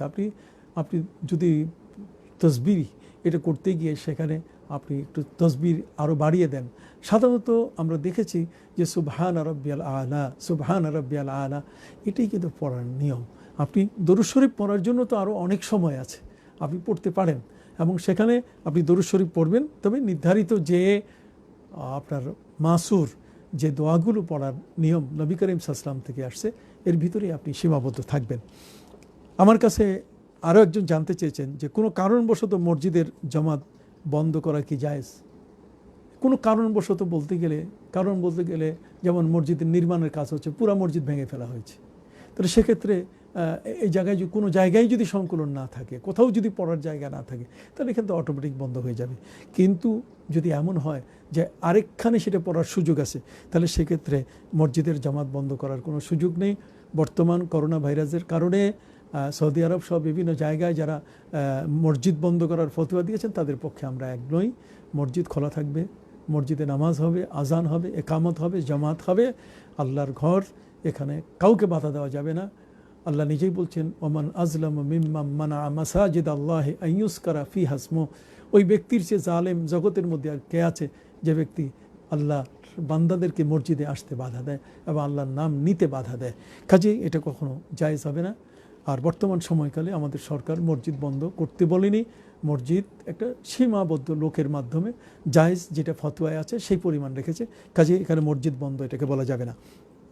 এরপর আরেকজন আমাদের কাছে জানতে চেয়েছেন যে মাগরিবের আজানের পরে ফরজ নামাজের আগে কোনো কাজা নামাজ পড়লে হবে কিনা। আপনি দেখুন, নবী করিম সাল্লাল্লাহু আলাইহি ওয়াসাল্লাম বলেছেন, মা বাইনাল আযানাইনি সালাতুন, দুই আজানের মাঝখানে কোনো নামাজ নাই। তাহলে মাগরিবের আজান এবং মাগরিবের যে একামত, এই দুইটাকে বলা হয়েছে আজান। একটা হচ্ছে আজান আর একটা হচ্ছে একামত, দুইটাকেই আজান বলা হয়েছে। তো কাজেই মাগরিবের সময় হচ্ছে বড় কম। অনেকেই দেখা যায় যে মাগরিবের আজানের পরে জামাত শুরু হওয়ার আগে 2 রাকাত নামাজ পড়ে থাকেন, এটা ঠিক নয়। নবী করিম সাল্লাল্লাহু আলাইহি ওয়াসাল্লাম বলেছেন, আজান 2 আজানের মাঝখানে কোনো নামাজ নেই। 2 আজান বলতে গেলে এখানে মাগরিবের আজান এবং একামত বলা হয়েছে, এই দুইটার মাঝখানে আপনি কোনো কাজা আদায় করবেন না, বরং আপনি প্রস্তুতি নেবেন ফরজ 3 রাকাত নামাজ আদায়ের জন্য। এবার আমার কাছে জানতে চাওয়া হয়েছে, বর্তমানে করোনা ভাইরাসের কারণে পরপর 3 জুমা মিস হলে কি করণীয়। আপনি দেখুন, এখানে 3 জুমা তো এটা মিসের কথা বলা যাবে না, এটা তো সঙ্গত কারণ। তো সঙ্গত কারণে সেখানে জমাত তরক করা তো যাবে। আমি আপনাকে জমাত তরক করার অনেক কতগুলো কারণ বলেছি। তো কাজে এখানে আপনি আসলে জমাত তরক আপনি করেন নাই, বরং আপনি এখানে মাজুর। আর মাজুর সম্পর্কে এখানে স্পষ্ট করে আমাদেরকে বলা হয়েছে যে যারা মাজুর হবেন, মাজুর ব্যক্তিদের জন্য সেখানে শরীয়তের যে মাসালা, শরীয়তের মাসলার মধ্যে সেখানে মাজুর ব্যক্তির জন্য অনুমতি দেওয়া হয়েছে। বিশেষ করে আপনারা দুররে মুখতার এখানে আপনারা দেখতে পাবেন, প্রথম খণ্ড 766 পৃষ্ঠা, এবং ফতোয়া রহিমিয়ার 3 খণ্ড 59 পৃষ্ঠার মধ্যে সেখানে উল্লেখ করা হয়েছে। বলা হয়েছে যেমন কারেহা লে মাজুরিন ও মসজুনিন ও মুসাফিরিন, যারা মাজুর হবে, যারা কোনো কারণে মসজিদে যেতে পারছে না, গেলে সেখানে ভয় আছে ইত্যাদি আছে, তাদের জন্য তারা মসজিদে যাবেন না। এদের জন্য সেখানে 3 জুমা একসাথে তারা মিস করলেন বা মিস করেছেন, এই বিষয়টা কিন্তু এখানে আসবে না। এখানে আমরা মিস করছি না, বরং এখানে শরীয়তের ওজোর আমাদের এখানে সৃষ্টি হয়েছে। কাজে এখানে মিসের প্রশ্ন নয়। আপনি আপনার ঘরে জোহর পড়বেন, অবশ্যই জোহর পড়া। যারা অজপাড়াগায় আছেন, ওই সময়কালে যাদের গ্রামে জুমা হতো না, তারা তো জোহরের নামাজ পড়তেন, ওরা তো সারা জীবন জুমা মিস করতেন। তো তাই বলে তাদেরকে আমরা অপরাধী বলবো না। তো কাজে এখানে বর্তমান করোনা ভাইরাসের কারণে আমাদের এই ফিজিক্যাল ডিস্টেন্স সব জায়গায় সংরক্ষণের কারণে মসজিদের অবস্থা সৃষ্টি হয়েছে। কাজে এটাকে আমরা মিস বলবো না, বরং আপনি জোহরের নামাজ পড়ার সুযোগ পাচ্ছেন, আপনি জোহরের নামাজ পড়বেন। আরেকজন আমার কাছে প্রশ্ন করেছেন যে করোনার কারণে একাধিক জুমার জামাত করা যাবে কি? হ্যাঁ, আমি তো সেটা প্রস্তাব করেছি যে একটা মসজিদে প্রথম 10 জনকে দিয়ে তারপরে 10 জনকে দিয়ে এটা করা যেতে পারে। কিন্তু তার ব্যাপারেও কিন্তু অনেক সময় দেখা যায় যে সেখানে প্রস্তাব আসবে যে না, আমরা 5টা জমাত করব। যেমন ঈদের জমাত একটা মসজিদে আমাদের ঢাকা শহরের মধ্যে কয়েকবার হয়, আমরা বাইতুল মোকাররমেও দেখেছি কয়েকবার হয়। তো কাজে ঈদের জমাত যদি কয়েকবার হয়, তাহলে জুমার জমাত কয়েকবার কেন হবে না? অবশ্যই জায়েজ হবে। কিন্তু এটাতে যেন ওই সামাজিক ডিস্টেন্সটা যদি নষ্ট হয়ে যায়, ফিজিক্যাল ডিস্টেন্স মানে সোশ্যাল ডিস্টেন্সটা যদি নষ্ট হয়ে যায়, সেখানে যদি আবার ওই হুজুম তৈরি হয়ে যায়, তাহলে এখানে কিন্তু আমরা আরও ক্ষতির শিকার হয়ে যাব। কাজেই সেভাবে না যাওয়াই ভালো। যেখানে শরিয়া পারমিট করছে, শরিয়া আমাকে অনুমতি দিয়েছে যে আমার ঘরে আমি জুমার বদলে আমি জোহরের নামাজ পড়তে পারি, কাজে আমরাই সেটাই ধরে নেব।